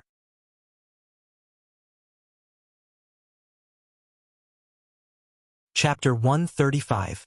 Yang Qindong walked up to Wang Zhua and placed the thick prayer mat under the legs of the Minister of Revenue. This small action caused tears to well up in the eyes of this 65-year-old man. This small action was not to be underestimated, but none of the other officials would dare to do it. They didn't even have the ability to protect themselves, much less help others. Yang Qindong, it's not worth it for you to do this. Wang Zhen will definitely hold a grudge against you. Once he returns to the court, he'll probably settle everything. Wang Zhua kindly reminded Yang Qindong. It's fine. Respecting the old and loving the young is one of the virtues. Even if someone tries to blame me, I'll just explain myself to him. Yang Qindong nonchalantly smiled, but in his heart he was thinking, will Wang Zhen return to the court? Hearing Yang Qindong talk about virtues, Wang Zhua's tears flowed down his face. He was so moved that he didn't know what to say. Seeing that the old man was crying like a child, Yang Qindong squatted down, took out a handkerchief and handed it over. Lord Wang, you still have to take care of your body. It's very windy outside. Quickly dry your tears. It won't be good if you get an eye disease again. Okay. Thank you, Yang Qindong. Wang Zhua took the handkerchief and wiped his eyes, his heart filled with gratitude. It was said that a friend in need was a friend indeed. Yang Qindong had barely left the capital, but he had already begun to win over the hearts of his people. And this was only the beginning. It could only be described as the first meeting of a towering figure. The army left Jiong Pass on the 19th and arrived at the Shen Manor. On the 28th, they arrived at the southern part of Yanghe City. Could be said that the army moved very quickly. Yanghe City was one of the 72 castles of Datong in the Ming dynasty. It was 4,600 meters long, and the city walls were 11.6 meters high. There was also a trench that was 10 meters deep. There was a barbican built inside and outside the city gate, which was the ancient battlefield where Liu Bang was besieged by Bai Deng. During the Yuan dynasty, it was called Bai Deng County. 10 days before Ingzong's army arrived, on the 15th day of the 7th month, the Ming army engaged in an intense battle with Yeshen. A total of 40,000 Ming soldiers were defeated by the Wala army. Even Datong provincial governor Song Ying, prince consort Jing Yuan, and Zhu Mian all died in battle. From this, one could see the heavy casualties. When the Ying sect's army arrived, the battlefield had not been cleaned up yet. Corpses of the Ming dynasty's army were strewn all over, and there was an unpleasant smell and a fearful atmosphere. This dealt a heavy blow to the Ming dynasty's army, and some of the more cowardly ones started to desert. Ingzong continued to advance. He wanted to find Walla's main force for a decisive battle, but at this time, Yeshen withdrew his forces and retreated beyond the Great Wall. 8th month, first day, the Ming army entered the strategic city of Datong, wanting to reach a standstill with the Walla army, who knew that Yeshen did not choose to fight head-on. Instead, he retreated north to lure the Ming army in. Although Datong was a strategic city, it was unable to support such a huge logistical supply. Seeing that the chances of a decisive battle were slim, and the army continued to stay here, not only would it not be of any use, but they would also suffer heavy losses every day. Thus, the officials all suggested to move back to the court. Yang Qindong did not follow the officials to ask the emperor. Instead, he looked on coldly from the side.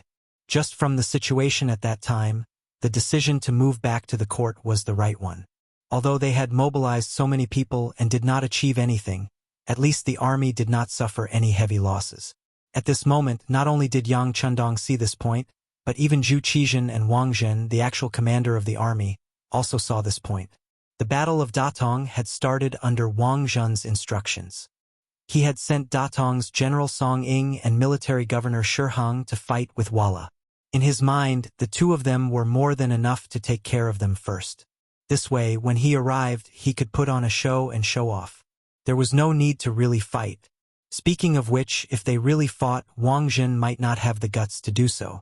Wang Zhen was worried that Song Ying and Shi Hang would not go all out, so he arranged for his trusted eunuch Guo Jing to be the army supervisor. Under the urging of this eunuch, the two sides fought. Due to their eagerness to fight, they fell into Yeshen's ambush.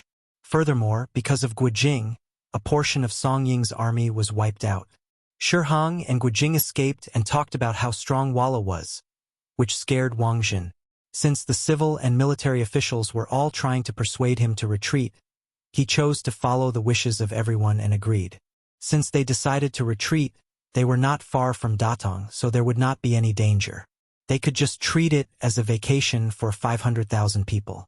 On the 3rd day of the 8th month, the Ming army decided to retreat. Datong Deputy General Guo Deng suggested that they retreat from Zijing Pass to Beijing. This would be far away from Walla's possible attack route and would be relatively safe. However, Wang Zhen once again stood out and gave a different suggestion. For Wang Zhen to have his current position, it was because of his opportunistic nature. However, it was because of this that he acted like a small person and was used to showing off wherever he went. Now that he knew how strong the Walla cavalry was, he knew that he could not fight. However, if he went back just like that, he would feel some regret. As such, he decided to satisfy his desire to show off.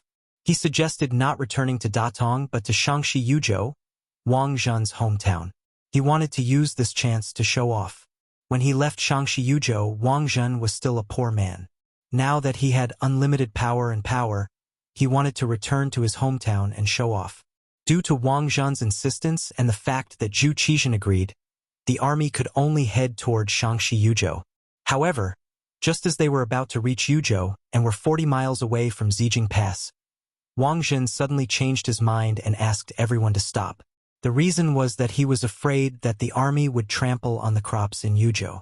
Before the new year, he had obtained large amounts of potato seeds from the Yangjia village and Ministry of Revenue and planted them here. To protect these high-yielding crops, the army could not advance.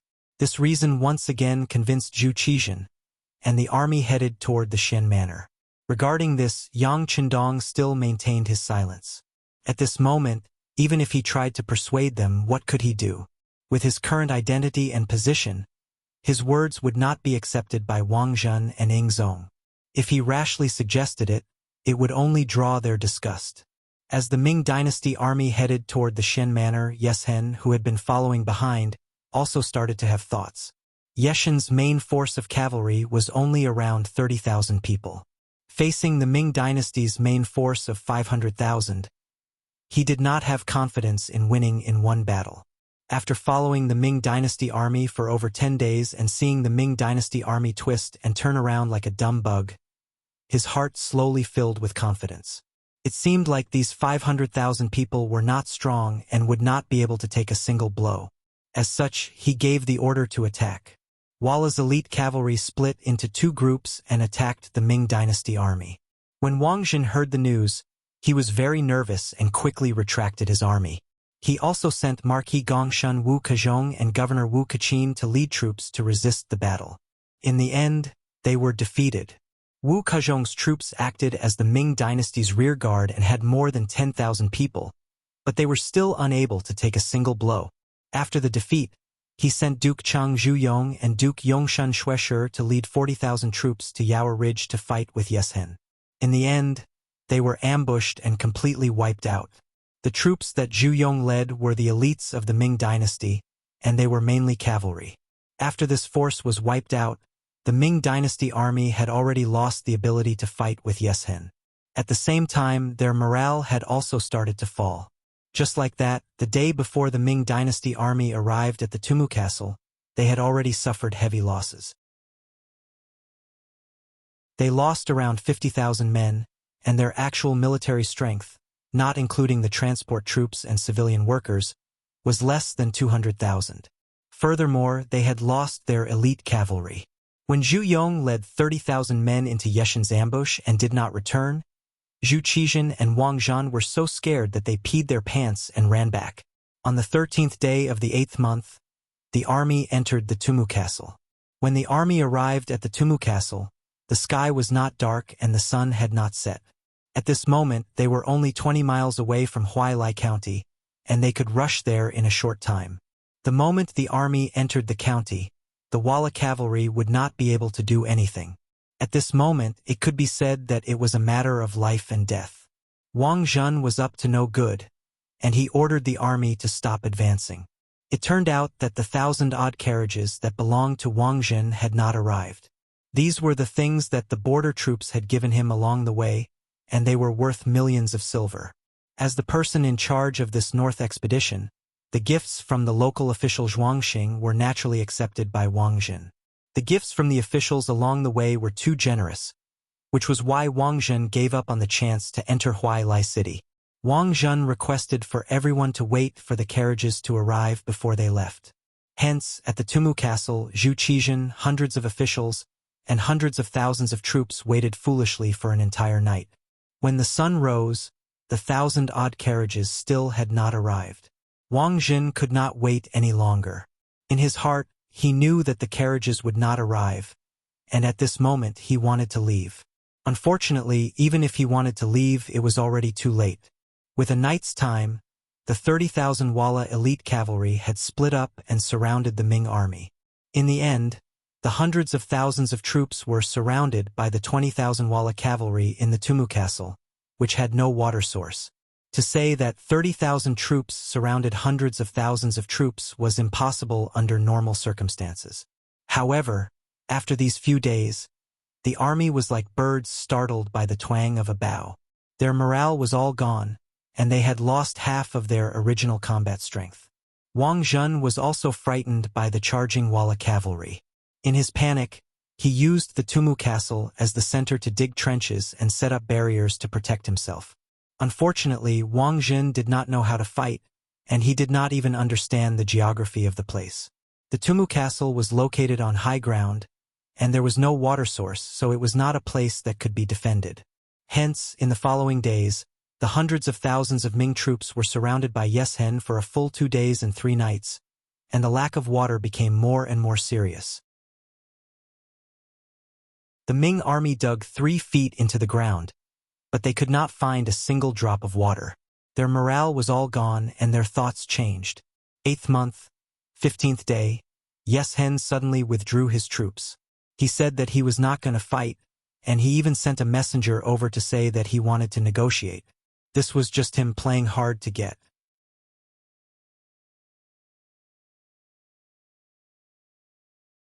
Chapter 136. However, Wang Zhan believed it. Perhaps he was lying to himself. When he saw that Yeshen had retreated first, He immediately gave the order to go out and find a water source. With this order, the soldiers removed the encirclement, jumped out of the trench, and ran with all their might towards a small river 15 li away. The troops were instantly thrown into chaos. Looking from afar, one could only see a dense mass of black. However, after running for 3 to 4 li, tens of thousands of Walla elite cavalry suddenly appeared and charged into the chaos of the Ming Dynasty army. When the soldiers reached 10,000, there was no end. When the soldiers reached 100,000, there was no end. The Walla army besieged the Ming Dynasty army from all sides. The cavalry rushed in and waved their swords to kill the Ming Dynasty army. The Ming Dynasty army suffered heavy casualties. Wherever the cavalry swords passed, heads flew high into the air. At the same time, blood splattered everywhere. At the same time, they shouted, "Those who throw swords will not be killed." In times of crisis, we could see the shamelessness of the Ming Dynasty officials. The Walla army's slogan was, "Those who throw swords will not be killed." As long as they threw away their armor and weapons, it was fine. However, in order to save their lives, these officials actually took off everything and trampled on each other naked. The number of people trampled to death by their own people was more than the number of people killed by the Walla army. At that time, the Walla army was already not in formation and did not have the heart to kill the enemy. This was because they were busy getting rich, specifically picking up gold, silver, jewels, and valuables to rob. At that time, if there were 1 or 2 strong generals who stood up and shouted, they might have been able to reverse the situation. During the Three Kingdoms period, Cao Cao did this. Qin Xiong also did this under Zhang Shutuo and Li Mi. Unfortunately, Wang Zhen was not Cao Cao. The Ming Dynasty generals did not have Qin Xiong or Qin Shubao. Everyone was busy taking off their clothes to save their lives. After taking off their clothes, the miserable state they were in became the laughingstock of history. Looking at Ing Zong, this fellow, he did not even dismount from his horse. Instead, under the tight protection of the embroidered uniform guards, he broke out of the encirclement and escaped. It was a pity that everyone was busy taking off their clothes at that time, so there was no one to support him. The embroidered uniform guard failed to break through the encirclement, and in the end, Zhu Qizhen became a lone boat on the sea, drifting under the protection of General Fan Zhong. If not for Yang Qindong's appearance, he would have been like a little chick, dragged to the north by the Walla army. Ever since he had left the capital, Yang Qindong had acted like a spectator, observing everything that was happening around him. The Ming Dynasty army suffered defeat after defeat, and wrong orders were given out by Wang Zhen. Zhu Qizhen was like a puppet, only knowing how to nod his head in agreement and unable to debate. Yang Qindong looked on coldly from the side. This was a close understanding of ancient warfare, as well as a close observation of the Ming Dynasty's military power. Even if some of the orders were wrong and were opposed by the officials, Zhu Qizhen agreed and Wang Zhen carried them out. Even if Yang Qindong wanted to change anything, he could not do it. He could only watch as the army was surrounded and broken down, and in the end, the entire battle was a complete failure. In this, Yang Qindong was limited in what he could do. In the face of Wang Zhen, who had actual military power over hundreds of thousands of soldiers, unless he could hold Wang Zhen hostage, it was impossible for him to have any control over the war. Everything continued until the balance of the war was completely one-sided. The final moment had finally arrived. The Battle of Tumu could be considered a farce. There was no cavalry charging, no generals bravely killing the enemy, no decisive battle between large armies, and no spectacular sight of the firearms of the 3 major battalions opening fire on all fronts. The timing of Walla's attack was when the Ming Dynasty's camp loosened up and moved to fetch water. Whether they fell for Yeshen's trick or the Ming Dynasty took the initiative to fetch water, it was no longer important. "Young master, it's a mess. It's all a mess." Hu Mang's eyes were filled with vigilance as he scanned his surroundings. The Type 54 gun hidden under his sleeves was already loaded and the safety was off. Whenever he discovered anyone trying to approach or threaten the young master, he would not hesitate to open fire and kill the enemy. Sigh! A sigh came from Yang Qindong's mouth. This sigh was for the hundreds of thousands of soldiers of the Ming Dynasty. This sigh was for the decline of the Ming dynasty. This sigh was also for the sake of ending the chaos in front of him. Pass down the order. Follow the first set of plans. Yang Qindong's eyes were still cold, but if one looked carefully, there was a trace of liveliness and hope. After the order was given, the hundreds of people who had been wandering around began to move.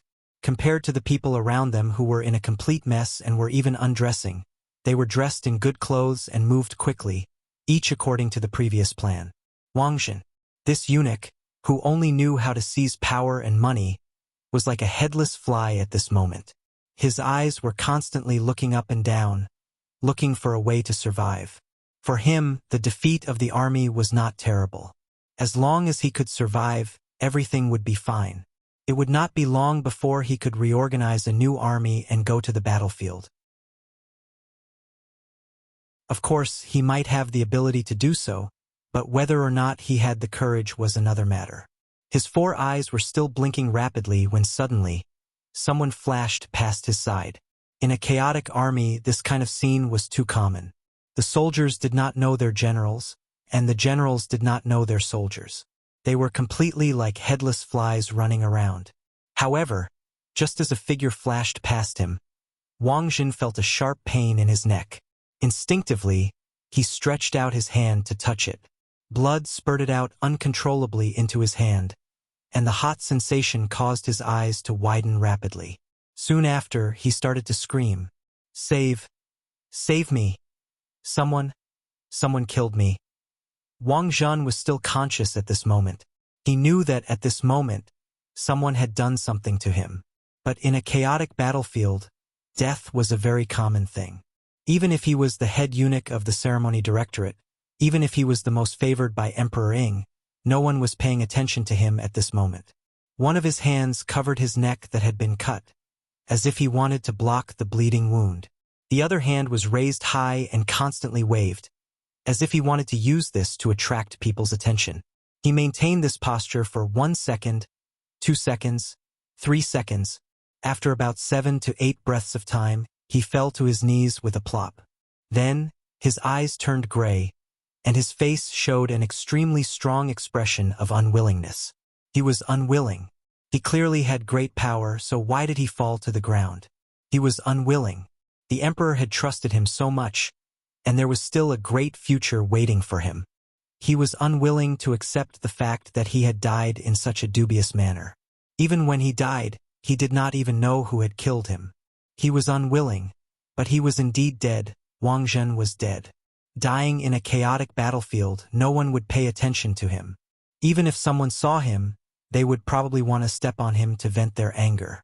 Compared to Wang Zhen, who died at the hands of Leng Feng, Minister of Revenue Wang Zhua and Minister of War Kuang Yi were saved by Leng Feng. Tiger's Man and Xiao Feng respectively saved the 2 ministers and rushed to Yang Qindong's side. In comparison, Kuang Ye's clothes were not bad, and his appearance was not bad. No matter what, he was still the Minister of War, so he should have some integrity. However, the buttons on his shirt that he remembered wrongly showed that when Walla's army said, "Remove your armor and don't kill those who throw blades," he was also flustered. Speaking of which, who was not afraid of death? When faced with death, it was not wrong for a person to react in any way. At least, it could not be said to be wrong, because it often replaced a person's instinct and nature. Kuang Yi only remembered a few buttons wrongly. Compared to Wang Zhua, he was indeed much better. This was because our Minister of Revenue had already taken off his robes and was only wearing underwear. Moreover, it was wrinkled and didn't fit him at all. At a glance, one could tell that it was the kind of clothes that he had snatched from somewhere and put on temporarily. Yang Qindong was not surprised at all by Wang Zhua's reaction. As a scholar, he should have integrity. However, in a chaotic battlefield, he would be affected by others and completely lose his mind. It was reasonable for him to do things that he would not have dared to do before. When the 2 ministers were brought in front of Yang Qindong, their faces naturally turned red. They felt ashamed of their current behavior, but this feeling quickly disappeared and was replaced by curiosity. They were curious as to why, in such a chaotic situation, this crown prince, who was only a 5th-rank official, did not panic. Not only that, There were 10 to 20 strong men standing beside him. Compared to the panic of the other soldiers, these people stood up straight and their expressions were extremely serious. Their eyes were like poles as they scanned the surroundings. Their vigilance was clearly telling others not to casually walk into this place. Otherwise, the consequences would be very serious. The two ministers were surprised and many questions popped up in their minds. Then, another group of people came from afar. Their approach made the two of them nervous again. "Don't worry. They are on the same side." Noticing the two ministers' reaction, Yang Chendong said softly. This was like the warm sunlight in the winter, instantly relaxing their minds. The people who came from afar were the Lung Feng of the Yang clan's new army. Under their protection, the Right Assistant Minister Ding Xian of the Ministry of Justice, the Right Assistant Minister Wang Yonghe of the Ministry of Works, the Left Assistant Minister Yang Shan of the Ministry of Rights, the Right Assistant Minister Deng Li of the Imperial Censorate, the Assistant Minister Huang Yangzheng of the Taichung Temple, the Assistant Minister Lu Rong of the Taichung Temple, and the Assistant Minister Ling Zhu of the Shangbao Temple were brought in front of Yang Chendong. Seeing the 7 people walking over, Yang Chendong's gaze carried a trace of doubt as he asked the Lung Feng, "Just these? It's just that some of them are still in good condition. The others have trampled on each other to death. Some of them have already been stripped clean, and it's hard to tell who is who." The platoon leader of the Lung Feng platoon stood at attention and said,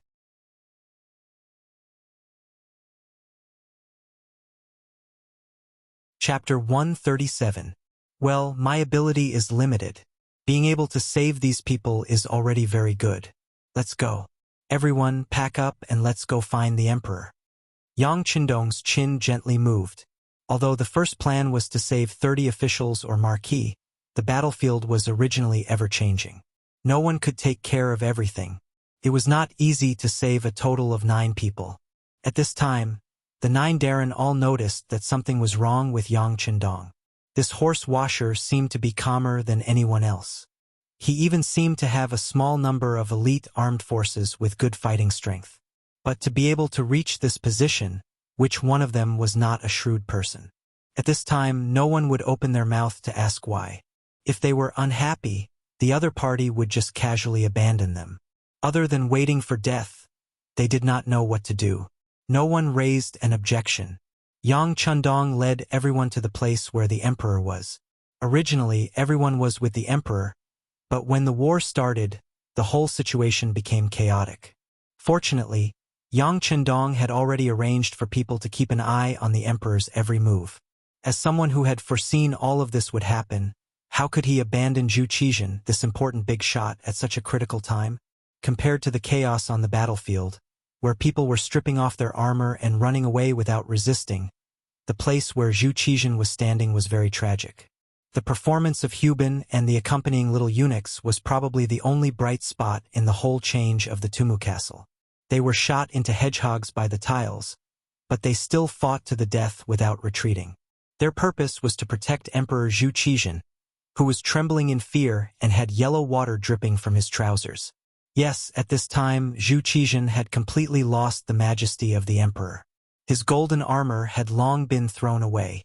At this time, he was wearing an inner robe and was curled up in a corner, trembling. Later history books had recorded that even when Zhu Qizhen was captured by Walla's army, he was so calm, so brave, and even had a face of justice. He even dared to scold the enemy. But in fact, that was not the case. This was just a trick that Emperor Yingzong used to beautify himself after he became the emperor again. Only Yang Ming's, the orthodox northern hunting story, praised Zhu Qizhen as a flower. In fact, the records in Lin Rong records and Butai records were completely different. Just like Lu Dingzhi's record of negation of Taishang, we can see 3 things from the Tumu Castle incident. First, Wang Zhen was indeed the culprit behind the Tumu Castle incident. Second, Zhu Qizhen was not calm at all. Third, the officials were very shameless, and the imperial guards, Hubin, were very loyal. When Yang Chendong and the 9 ministers arrived, they saw a group of Walla cavalry fighting against Hu Ben and the eunuchs. However, relatively speaking, the ones who were killed were the little eunuchs.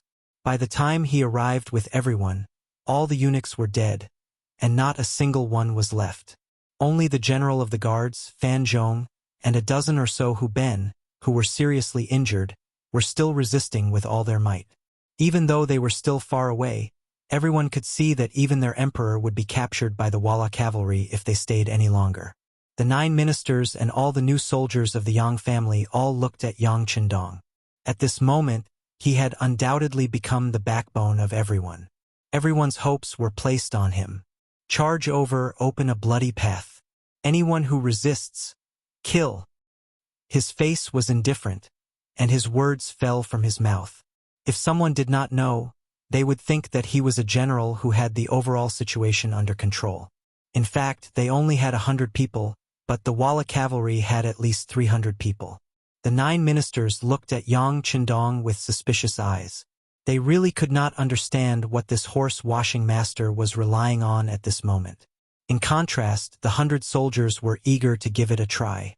Speaking of which, these people had all been baptized by war. Some had participated in the War of Deng Maoqi's uprising, and also participated in the Battle of Ryukyu Island. Speaking of which, if these people did not have outstanding strength and outstanding performance, they would not have become soldiers of the 1st Company of the 1st Battalion. Most of the time, the 1st Battalion represented the strongest. But no matter how many battles they had participated in, how many victories they had won, it could not compare to this time. This was in front of the 6th young master. Perhaps many of the soldiers would not have such an opportunity in their lives. But now, the opportunity was in front of them. Who would not want to perform well? At this time, the role of the commander of the 1st Battalion, Xiaofeng, suddenly appeared. As an officer and the current leader of the army, after hearing Yang Chendong's order, he said without the slightest hesitation, "The 1st platoon is responsible for the left wing, the 2nd platoon is responsible for the right wing, the 3rd platoon is responsible for the 8th platoon, the 9th platoon is responsible for the safety of everyone, and the 10th platoon is responsible for the rear." After the order was given, the 100 soldiers of the 1st Battalion quickly moved.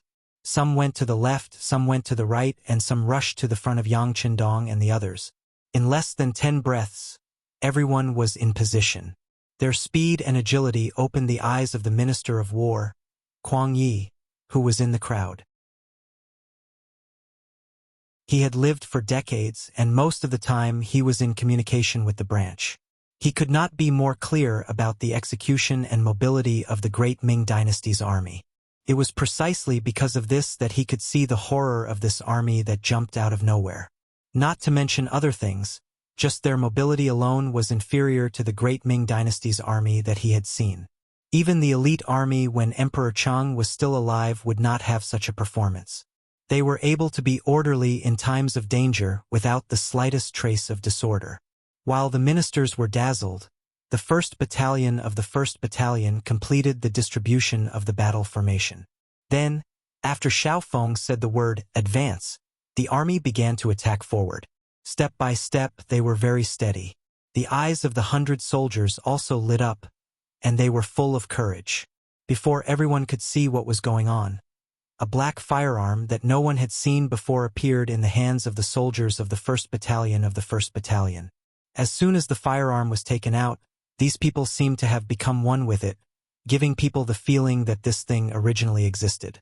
The 100 soldiers moved forward in an orderly pace, narrowing the distance between them and the emperor step by step. The sudden appearance of this army naturally attracted the attention of the Walla cavalry not far away. The general who was in charge of commanding the battle saw that the great Ming dynasty's army was in chaos. Many of them were trampling on each other, many of them were running away, and some of them were surrendering. However, there was still an army that took the initiative to approach them. He was instantly infuriated. Still riding on the strong horse, the general did not put the 100 or so soldiers in front of him in his eyes. It was just a charge that could completely defeat them, so it did not arouse his interest. "You and you go and kill those reckless people for me. Don't let them live, kill them all." General Walla felt that his dignity had been provoked.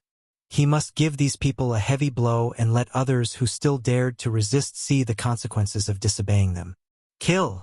50 to 60 Vala cavalrymen, dressed in the clothes of the Vala clan, were yelling and shouting as they charged towards Yang Chendong. In the eyes of the cavalry, as they charged, they would soon wipe out all the enemies like a gust of wind sweeping away fallen leaves. Although the 1st Battalion of the 1st Battalion of the 1st Battalion of the Great Ming Dynasty held a black firearm in their hands, they had seen such a battle formation before. The 3 firearm battalions of the Great Ming Dynasty's army, which had a total of 15,000 people, did not pose a threat to them. Didn't they all throw away their weapons and armor when the army charged? Be careful. The Walla cavalry is very brave and fierce. When the ministers saw the cavalry charging toward them, their bodies trembled and their voices trembled slightly. Compared to the ministers' fearful expressions, the 100 or so soldiers of the 1st Battalion of the 1st Battalion of the 1st Battalion of the Great Ming Dynasty did not take their eyes off the enemy.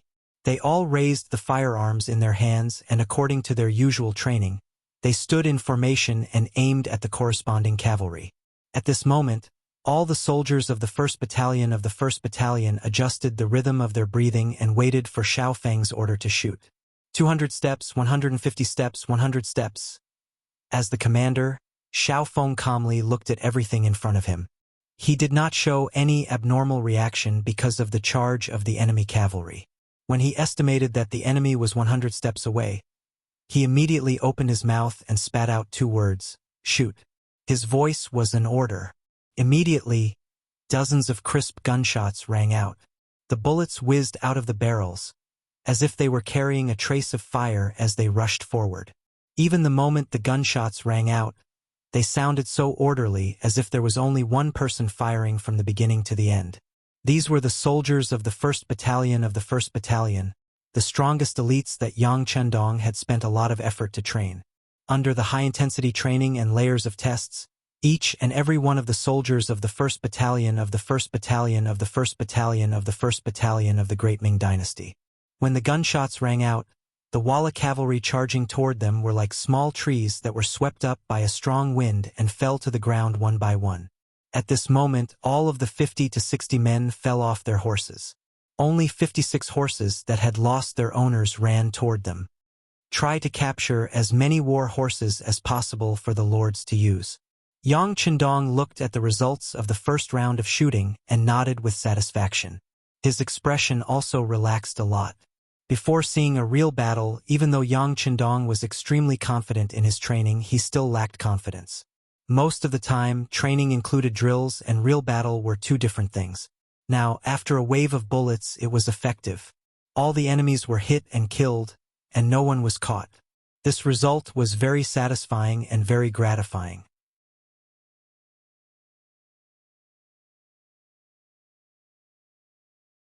Chapter 138. After the order was given, Lung Feng grabbed the Vala horses one by one and brought them before the 9 ministers. What they received in return was a look of disbelief. Among the ministers, Kuang Ye's eyes were as wide as bells. What kind of firearm is this? How can it shoot so far and so accurately? Can you show it to me? Sorry, I can't. He watched as Kuang Ye's hand unconsciously reached for the gun in the hand of Lung Feng, who had delivered the horse to him. Kuang Ye moved his body slightly and dodged the gun. Then, he looked at Lung Feng with a cold and murderous gaze. It was this look that made Kuang Ye's body tremble uncontrollably. At this moment, he felt that he was so close to the god of death. Sorry, Minister Feng, they are mercenaries. They only took my money to do something. They won't listen to anyone and won't allow anyone to touch the weapons in their hands. If you insist on doing so, there's only one outcome, and that's becoming a dead man. I can't protect you on this point. Yang Chendong saw Kuang Ye's awkwardness. He knew that if he didn't make things clear, everyone would be suspicious.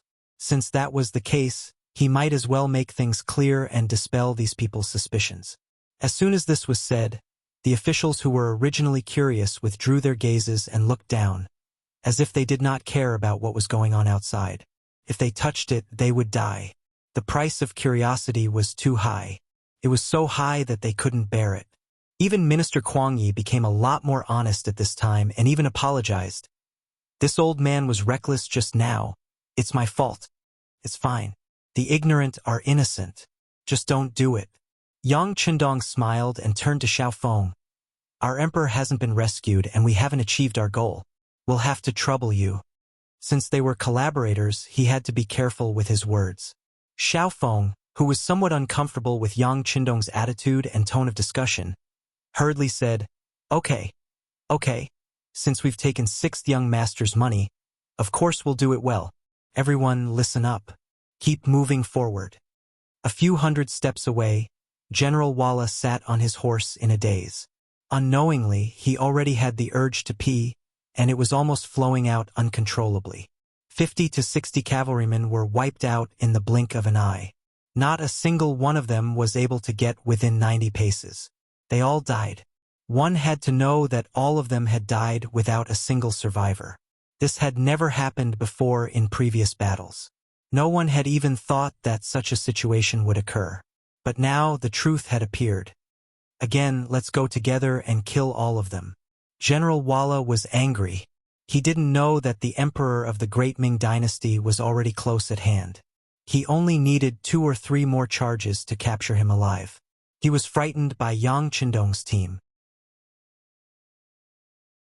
He felt that if he didn't deal with these people, it would be like a fishbone stuck in his throat, and he wouldn't feel safe at all. Many of the remaining 200 or so Walla cavalry also saw this scene. At first, they were indeed shocked, but with the general's shout, the heroic spirit in their hearts was stimulated. Each of them stared at the more than 100 people with covetous eyes, and then the cavalry charged.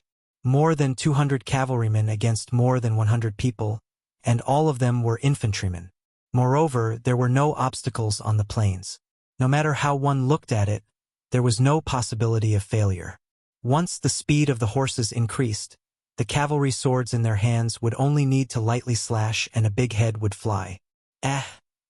All kinds of screams were heard, and the Walla cavalry's charge began.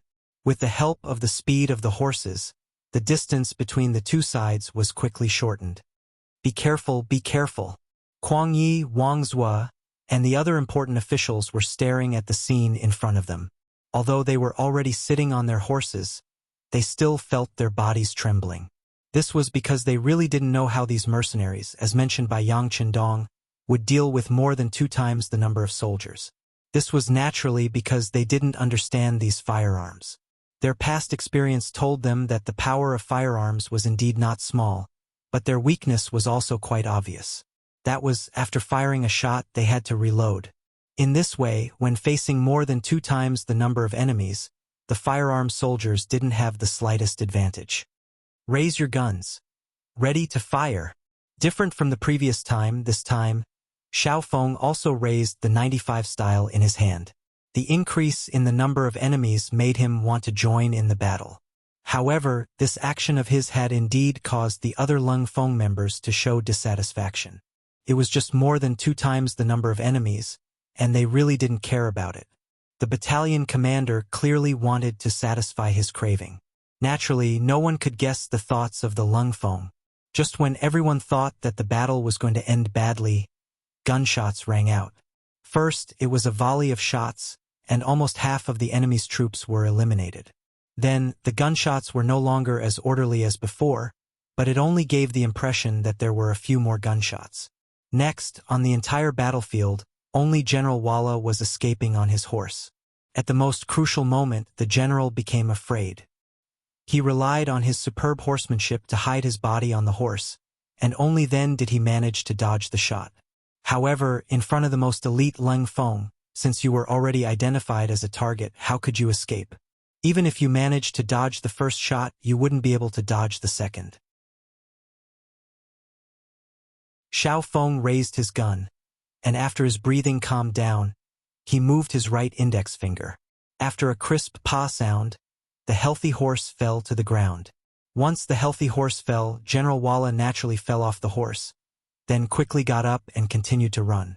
However, after another gunshot, the body that was moving forward suddenly fell to the ground, and there was no more movement from it.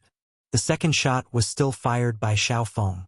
He wasn't arrogant enough to think that he could kill the target with one shot, so he only shot the horse to prepare himself for the next shot. 2 consecutive shots from the same gun finally killed General Walla, But at the same time, it opened Kuang Ye's eyes. Originally, he could tell that this gun was different from the guns in the Great Ming Dynasty, but he never expected that this gun could fire continuously and from such a long distance with such accuracy. This scene was tantamount to giving him a solid lesson. Although he was not out of danger yet, at this time, he was already considering whether he could buy such firearms from the army. If that was the case, why would the Great Ming Dynasty be afraid of a strong enemy? Xiao Feng's performance won Yang Qindong's applause. Not bad. Although it was only 2 words, it was enough to make Xiao Feng's face glow. He was even happier than if he had received a military medal. This was the 6th young master's praise. If Leng Song and Gao Xiong knew about it, they would probably be envious. Xiao Feng, who was satisfied, felt even more motivated. He immediately ordered, "Everyone, listen to my orders. Search and move forward. If you find any danger, you don't have to report it. Deal with it yourself." This was equivalent to handing the right to fire to the individual. The 100 Lung Feng members immediately became excited. Their eyes kept searching for the enemy who might not be completely dead yet. Perhaps it was because their previous shooting skills were too accurate, but along the way they didn't find a single enemy that was not dead. This made the soldiers feel like they were not satisfied.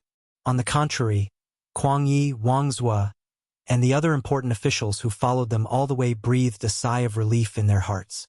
With such a powerful mercenary group accompanying them, their safety should be much more guaranteed. After more than 300 steps, Zhu Qizhen finally took off his armor and appeared in everyone's line of sight in a yellow robe. Compared to his usual high and mighty appearance, at this moment, his eyes were filled with fear. His clothes were disheveled, and there was even a small bruise on his face. The bruise was probably caused by falling to the ground. In short, he was currently in a sorry state. When he saw Yang Qindong and the others, his originally lifeless eyes immediately became filled with a strong desire for life. "Beloved official Yang, we are here. We are here. Check the injuries of the others and protect His Majesty." Yang Qindong also saw Zhu Qizhen. He then ran over to Zhu Qizhen's side, pretending to be terrified. Finally, he could grab Yang Qindong's hand. Zhu Qizhen said with a panicked expression, "Sir, you have misled me. You have misled me." At this moment, Zhu Qizhen still didn't forget to find a scapegoat for this great defeat. From this, it could be seen that no one who could become an emperor was simple. Yes, eunuch Wang messed up the battle and caused a great defeat. He is guilty. However, he did it out of kindness. He just isn't good at leading troops. Yang Qindong knew how Zhu Qizhen felt about Wang Jin. In history, this person was first captured and then sent back by Walla. He only regained the throne a few years later. However, once he took the throne, he didn't forget to build a colorful clay statue for Wang Jin. He even built a monument for him. Just from this point alone, it could be seen how much Zhu Qizhen doted on Wang Jin. He didn't believe that Zhu Qizhen would hate Wang Jin just because of this great defeat. Furthermore, outsiders knew that he and Wang Jin were working together. If he said anything overboard now, it would give people the impression that he was burning the bridge after crossing the river. Anyway, he had already been killed by Lung Feng. What did it matter if he said something nice? When Yang Qindong said this, Zhu Qizhen looked at him with admiration. He then said, "Beloved official Yang, you should send someone to see if you can find Sir. Perhaps he is fighting with the enemy somewhere."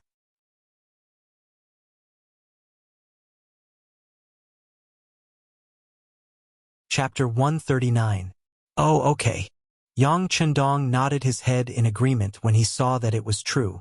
This action was strongly opposed by Kuang Yi, Wang Zhua, and the others. "That won't do, Your Majesty. We don't have many soldiers by our side right now. If we send more people out and encounter the Walla cavalry, I'm afraid it will be disastrous. Your Majesty, please reconsider." If Wang Jin was here, they wouldn't dare to say this. However, they knew that he wasn't here and that he was most likely dead. Even if it was for their own safety, they could say anything. That's right. We only have 100 mercenaries by our side. If we ask them for help, it will definitely divide our strength. If we encounter another enemy, We won't even know if we're dead or alive. Yang Chendong naturally wouldn't send Lung Feng to search for Wang Jin. Wang Jin was already dead. What was the point of searching for him?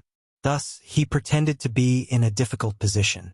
When he mentioned that searching for Wang Zhan would divide their strength and put them in danger, Zhu Qixin's desire to search for Wang Zhan wasn't as strong. After all, no matter how good their relationship was, if there was a possibility of losing their lives, they would have to think twice. Sigh, all right. I believe that Sir will be blessed by the heavens. He should be fine. Zhu Qixin was forced to give up on searching for Wang Zhan. However, he then looked at Yang Chendong and said, "Beloved official Yang, who are these people? How did they have the strength to kill so many Walla cavalry and come to my side? Your Majesty, please forgive this subject for his innocence." Yang Chendong knew that this was an excellent opportunity to reveal the identities of Xiaofeng and the others. Of course, he wouldn't miss it. Thus, he pretended to be guilty as he spoke. "Sigh, beloved official Yang, why are you doing this? You saved me. This is a great merit. How can I blame you?" Zhu Qixin grabbed Yang Chendong and didn't let him kneel down. Instead, he spoke with an excited expression. It had to be said that Zhu Qixin had a way of grasping people's hearts. Just like those words just now, anyone who heard it would be inexplicably grateful, and even have the thought of going through water and treading on fire to repay the emperor's kindness. But who was Yang Chendong? In the future, being a monarch was just a status symbol to him. It was absolutely impossible for him to swear loyalty because of this. At the very least, it was not something that an incapable ruler like Zhu Qixin could do. In his heart, he didn't take Zhu Qixin's words to heart. But on the surface, he pretended to be extremely touched and said, "How could this subject save the emperor? It's clear that the emperor is blessed by the heavens," which led this subject to rush over. Zhu Qixin's face lit up with joy after hearing those words. His fearful expression seemed to have relaxed quite a bit. "Your Majesty, the reason why I said I was guilty was because I was afraid of death. That's why I spent a lot of money to hire these foreign mercenaries.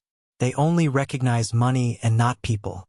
In their eyes, there is no distinction between country and region. They will work for whoever can pay them. Your Majesty also knows that this subject doesn't lack money. I did it for the sake of my own safety, but I didn't report it to Your Majesty in advance, which is also a crime." There was a dignified opportunity to say the identity of Xiaofeng and the others to Zhu Qixin. As long as he knew, this matter would be legalized. Sure enough, when Zhu Qixin heard this, he nodded with an understanding look. "Good. Beloved official Yang is always prepared for a rainy day. But I just don't know how much they are so powerful." Zhu Qixin wasn't the only one who thought this way. The other ministers were also very curious. After seeing the power of this mercenary army, they really wanted to know how much it was. In fact, the one who was most concerned about it was Zhu Qixin. Although he didn't see it personally, to be able to come in front of him in the midst of the chaos, they must have some ability. Then if everyone could hire such a powerful army, wouldn't it mean that they had the capital to rebel? How could he not pay attention to it? Feeling everyone's gaze on him, Yang Chendong smiled and said, "Your Majesty, coincidentally, they weren't hired by me in the beginning. They were barbarians from overseas who did business with me. This time, they were in charge of delivering goods to the Skies Beyond Trading Company. When I met them, the army was about to go to war. I discussed it with them and asked them to protect me for 10,000 taels per person. If it weren't for this coincidence, I'm afraid that they wouldn't be interested in such a small amount of money. 10,000 taels per person, 100 people would be 1,000,000 taels." After hearing this, Kuang Yi and Wang Zua couldn't help but suck in a breath of cold air. Especially Wang Zua. As the Minister of Revenue, he had a clear understanding of the great Ming dynasty's money. The value of the money that passed through his hands every year was very large.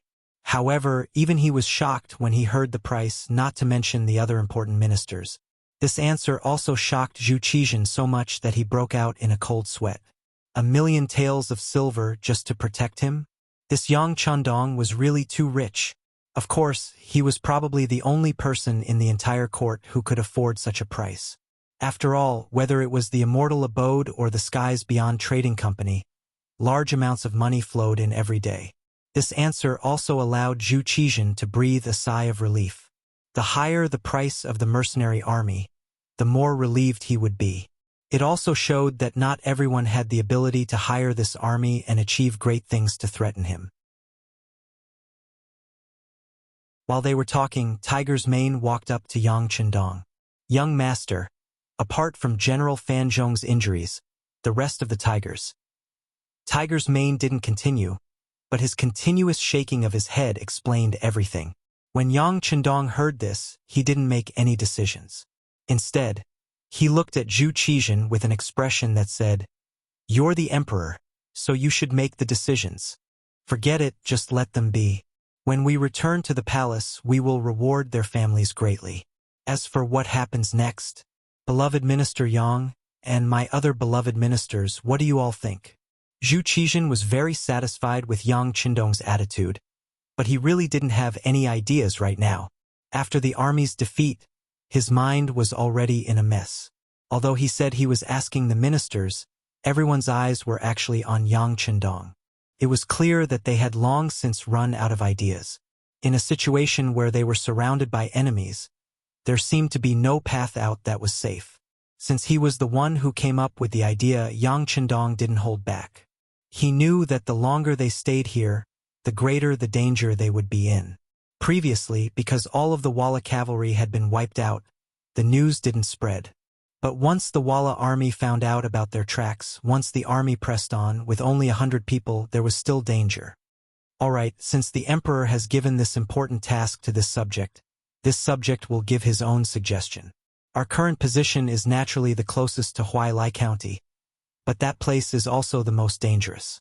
The Walla will definitely be on guard against us and will definitely arrange a large number of troops there. Then we might as well do the opposite and go to Yuzhou. Yang Chendong acted as if he had a card up his sleeve. In reality, this was also his plan from the beginning. That's right, catch them off guard and attack them when they least expect it. The art of war says that what is false and what is true and what is false. I'm sure no one will think that we will go to Yuzhou. After hearing Yang Chendong's suggestion, Minister of War Kuang Yi immediately supported it.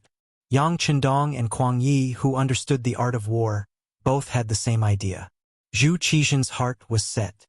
Alright, then we will go to Yuzhou. After saying that, he got up and prepared to leave. But he was stopped by Yang Chendong. What is the meaning of this, Minister Yang? Zhu Qizhen's expression changed greatly. He was afraid that this person would have evil intentions towards him. If that was the case, then with only the injured General Fan Zhong, he was afraid that he wouldn't be able to protect himself. Yang Chendong, what are you doing? Fan Zhong stepped forward with his hammer in hand, in a questioning manner. But before he could get close, Tiger's Mane, Beta Persei and Yang Wu had already surrounded him from 3 directions. It was guaranteed that if he took another step forward, his blood would splatter 5 feet and he would fall to the ground and die. The situation suddenly became tense. Yang Chendong hurriedly gave Tiger's Mane and the others a look to retreat, then half-knelt in front of Zhu Qizhen. Your Majesty, this subject doesn't have any other intentions. It's just that, if we are going to escape, Your Majesty must change your clothes. Change my clothes? Why? Zhu Qizhen was puzzled. Your Majesty, wearing a yellow robe will easily attract other people's attention. It will also easily attract the Walla cavalry's pursuit. Yang Chendong cursed the other party's pig head in his heart, but on the surface, he looked like he was advising him. Oh, at this moment, Zhu Qizhen came to his senses and nodded. That's right. Beloved official Yang is right. Since that's the case, we will take off the yellow robe. Yes, Your Majesty not only has to take off the robe, but also put it on someone else to confuse the enemy's attention. Yang Chendong's words shocked Kuang Yi and the other officials, causing them to become nervous. They first looked at each other, then slowly lowered their heads. These people's reactions fell into the eyes of Yang Chendong and Zhu Qizhen, and the latter was naturally unhappy. The former lowered his head and smiled, but when he looked up, he had already returned to his serious state. Your Majesty can put the yellow robe on Hu Ben, who died with a similar figure to you, to create a false image and use it to confuse the enemy." Hearing that they were going to let the dead wear clothes, Kuang Yi and the others raised their heads one by one, and their expressions returned to normal. Zhu Qizhen suddenly understood and said, "That's right. Beloved official Yang is right. This way, the Walla army will think that we have already ascended to heaven. This way, no one will pursue us."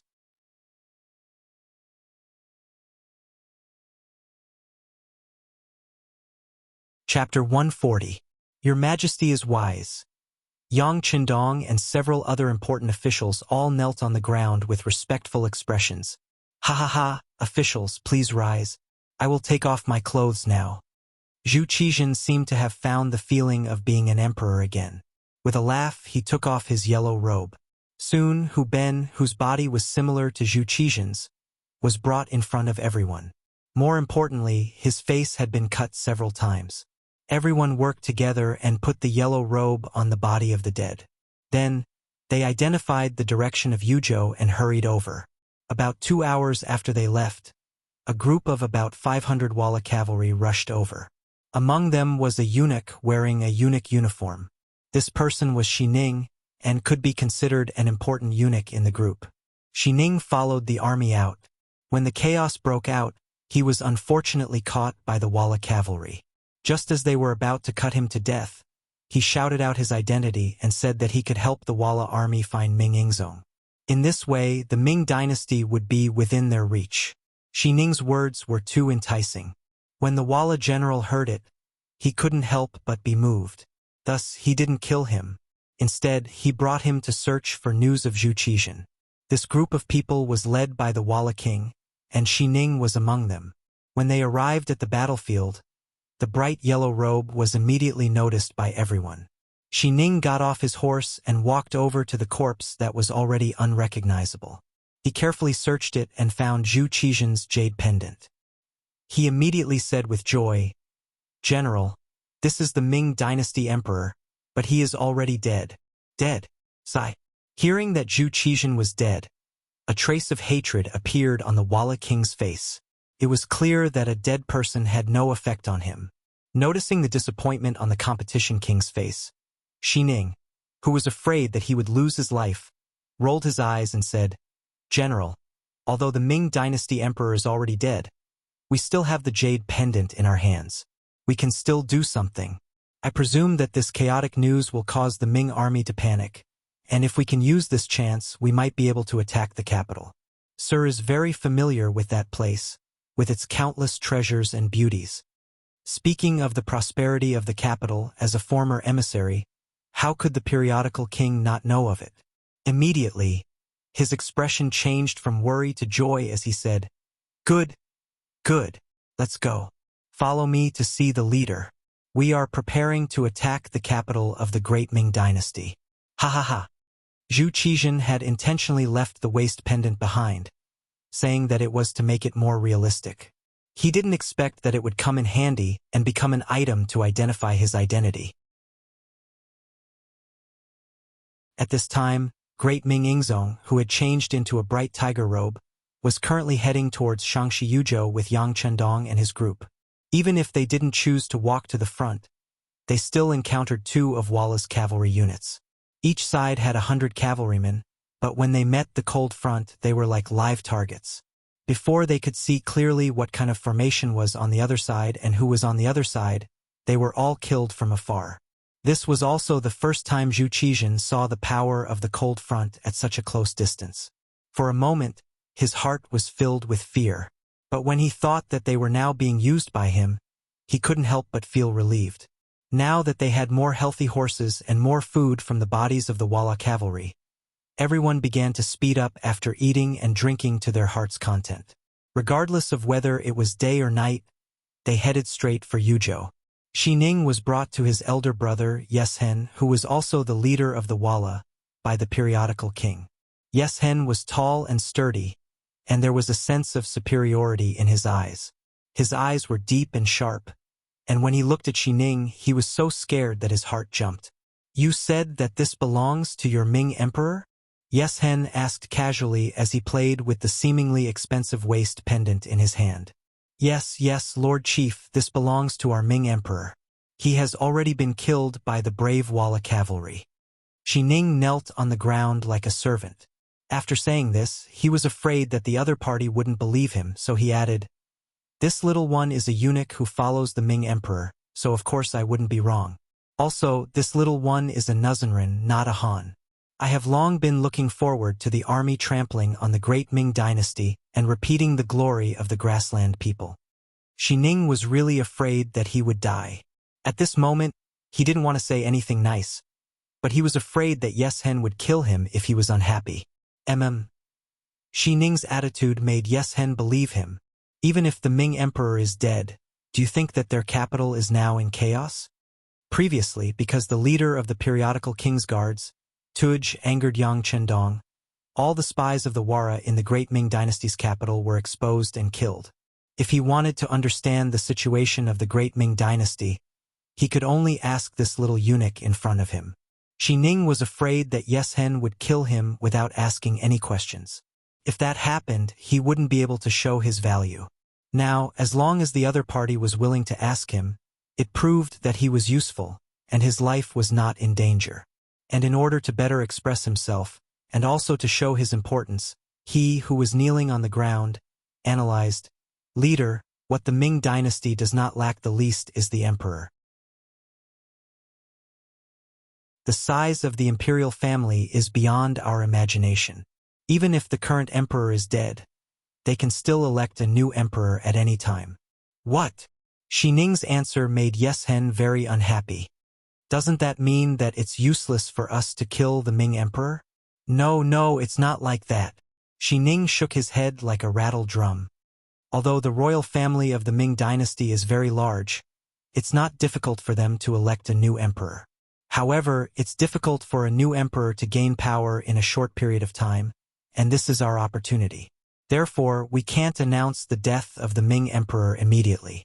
If we do, it will only give the other party more time to prepare.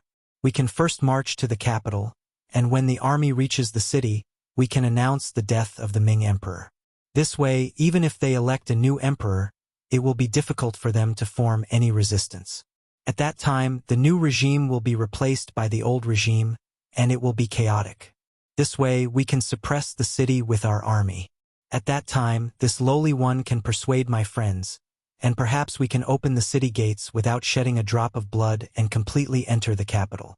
Zhu Qizhen was already dead, and to Shi Ning he had no hope. Even if he could safely return to the capital, how could another emperor trust him as much as Ingzong did? Perhaps the other eunuchs would be eager to kill him. Since there was no way out, he might as well vote for Walla. With his contributions in planning, once Walla succeeded, he might be able to become a powerful eunuch like Wang Jin.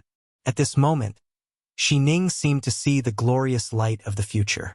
In order to achieve this goal, he really did his best to plan for Yes Hen. After hearing Shi Ning's words, Yes Hen was also moved. Originally, he only wanted to attack the border of the Ming dynasty to show his strength. However, he didn't expect to win the battle and even kill the Ming emperor. Now that he had the opportunity to enter the capital of the Ming dynasty, how could he give it up?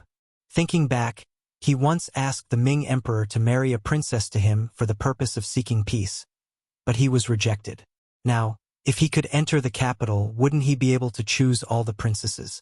He would also be able to take revenge for the humiliation he suffered back then. Shi Ning's proposal was accepted by Yes Hen. Next, Walla's army began to clean up the battlefield. In terms of firearms alone, there were 14 great general cannons, 2,161 divine cannons, and 4,223 divine spears. In addition to other military necessities, it could be said that the harvest was quite bountiful. In the Ming army, Duke Ingong Zhangfu, Marquis Tai Ning Chuning, Prince Consort Jing Yuan, Count Pingxiang Chen Huai, Count Xiangqing Li Zhen, Count Sui and Chun Sun, Count Xiu Shinrong, Governor Liang Cheng, Wang Gui, Scholar Chao Nai, Zhang Yi, Hanlin Academy attendant Scholar Zhang Yi, left Governor Gong Quanan of the Office of Transmission, Dai Qingzu of Taichung Temple, Wang Yiju, Bao Liangzhua of the Imperial Secretariat, Yao Xian, Bao Hui, Censor Yugong, Pan Cheng, Qian Yu Censor, Zhang Hong, Huang Chong, Wei Zhen, Xia Cheng, Yin Hong, Tong Kund, Sun Qing, Lin Xiangfeng, Lang Zhongqi Wang, Feng Xueming, Minister Counselor Wang Jian, Cheng Siwen, Cheng Cheng, Cheng Cheng, Lu Duan, Manager Yu Jian, Zhang Tang, Zhang Xian, Deputy Ma Yu of the Supreme Court, Yin Chong, Pedestrian Luo Ryong, Xia Guanjing of the Imperial Astronomer, Lu Xian of the Imperial Astronomer, Li Gong, Shi Yu, and others all died in the battle. In this battle, more than half of the Ming army died, and a large amount of supplies were plundered by Yeshen. Only the minister of the Supreme Court, Xiao Weizhen, and a few others luckily escaped. Then there were the 9 important officials that Yang Chundong had saved. The 500,000 soldiers left behind by Ming Qingzu Zhu had been completely wiped out, and the 3 most elite battalions had also been destroyed. The development of firearms for the army had been greatly hindered, and the gates to the capital had been opened. In the history of the Ming dynasty, this battle was known as the defeat of Tumu. This defeat had far-reaching effects, becoming the turning point for the Ming dynasty from the early to the middle stages. In the capital, when the news of Tumu's defeat reached the capital, everyone felt like they had been hit in the head with a stick. The streets were abuzz with discussion, and a chaotic situation was about to unfold. The imperial court was in an uproar, but no one was in charge.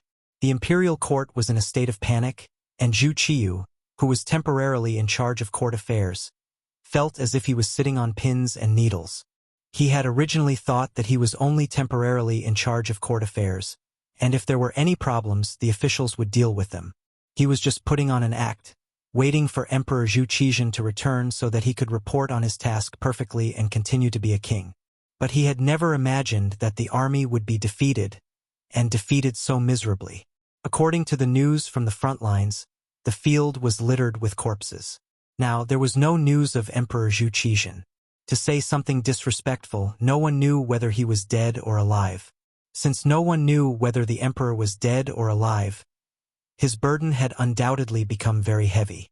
Just like now, all the officials were asking him for his opinion, causing him to feel uneasy and unsure of how to respond.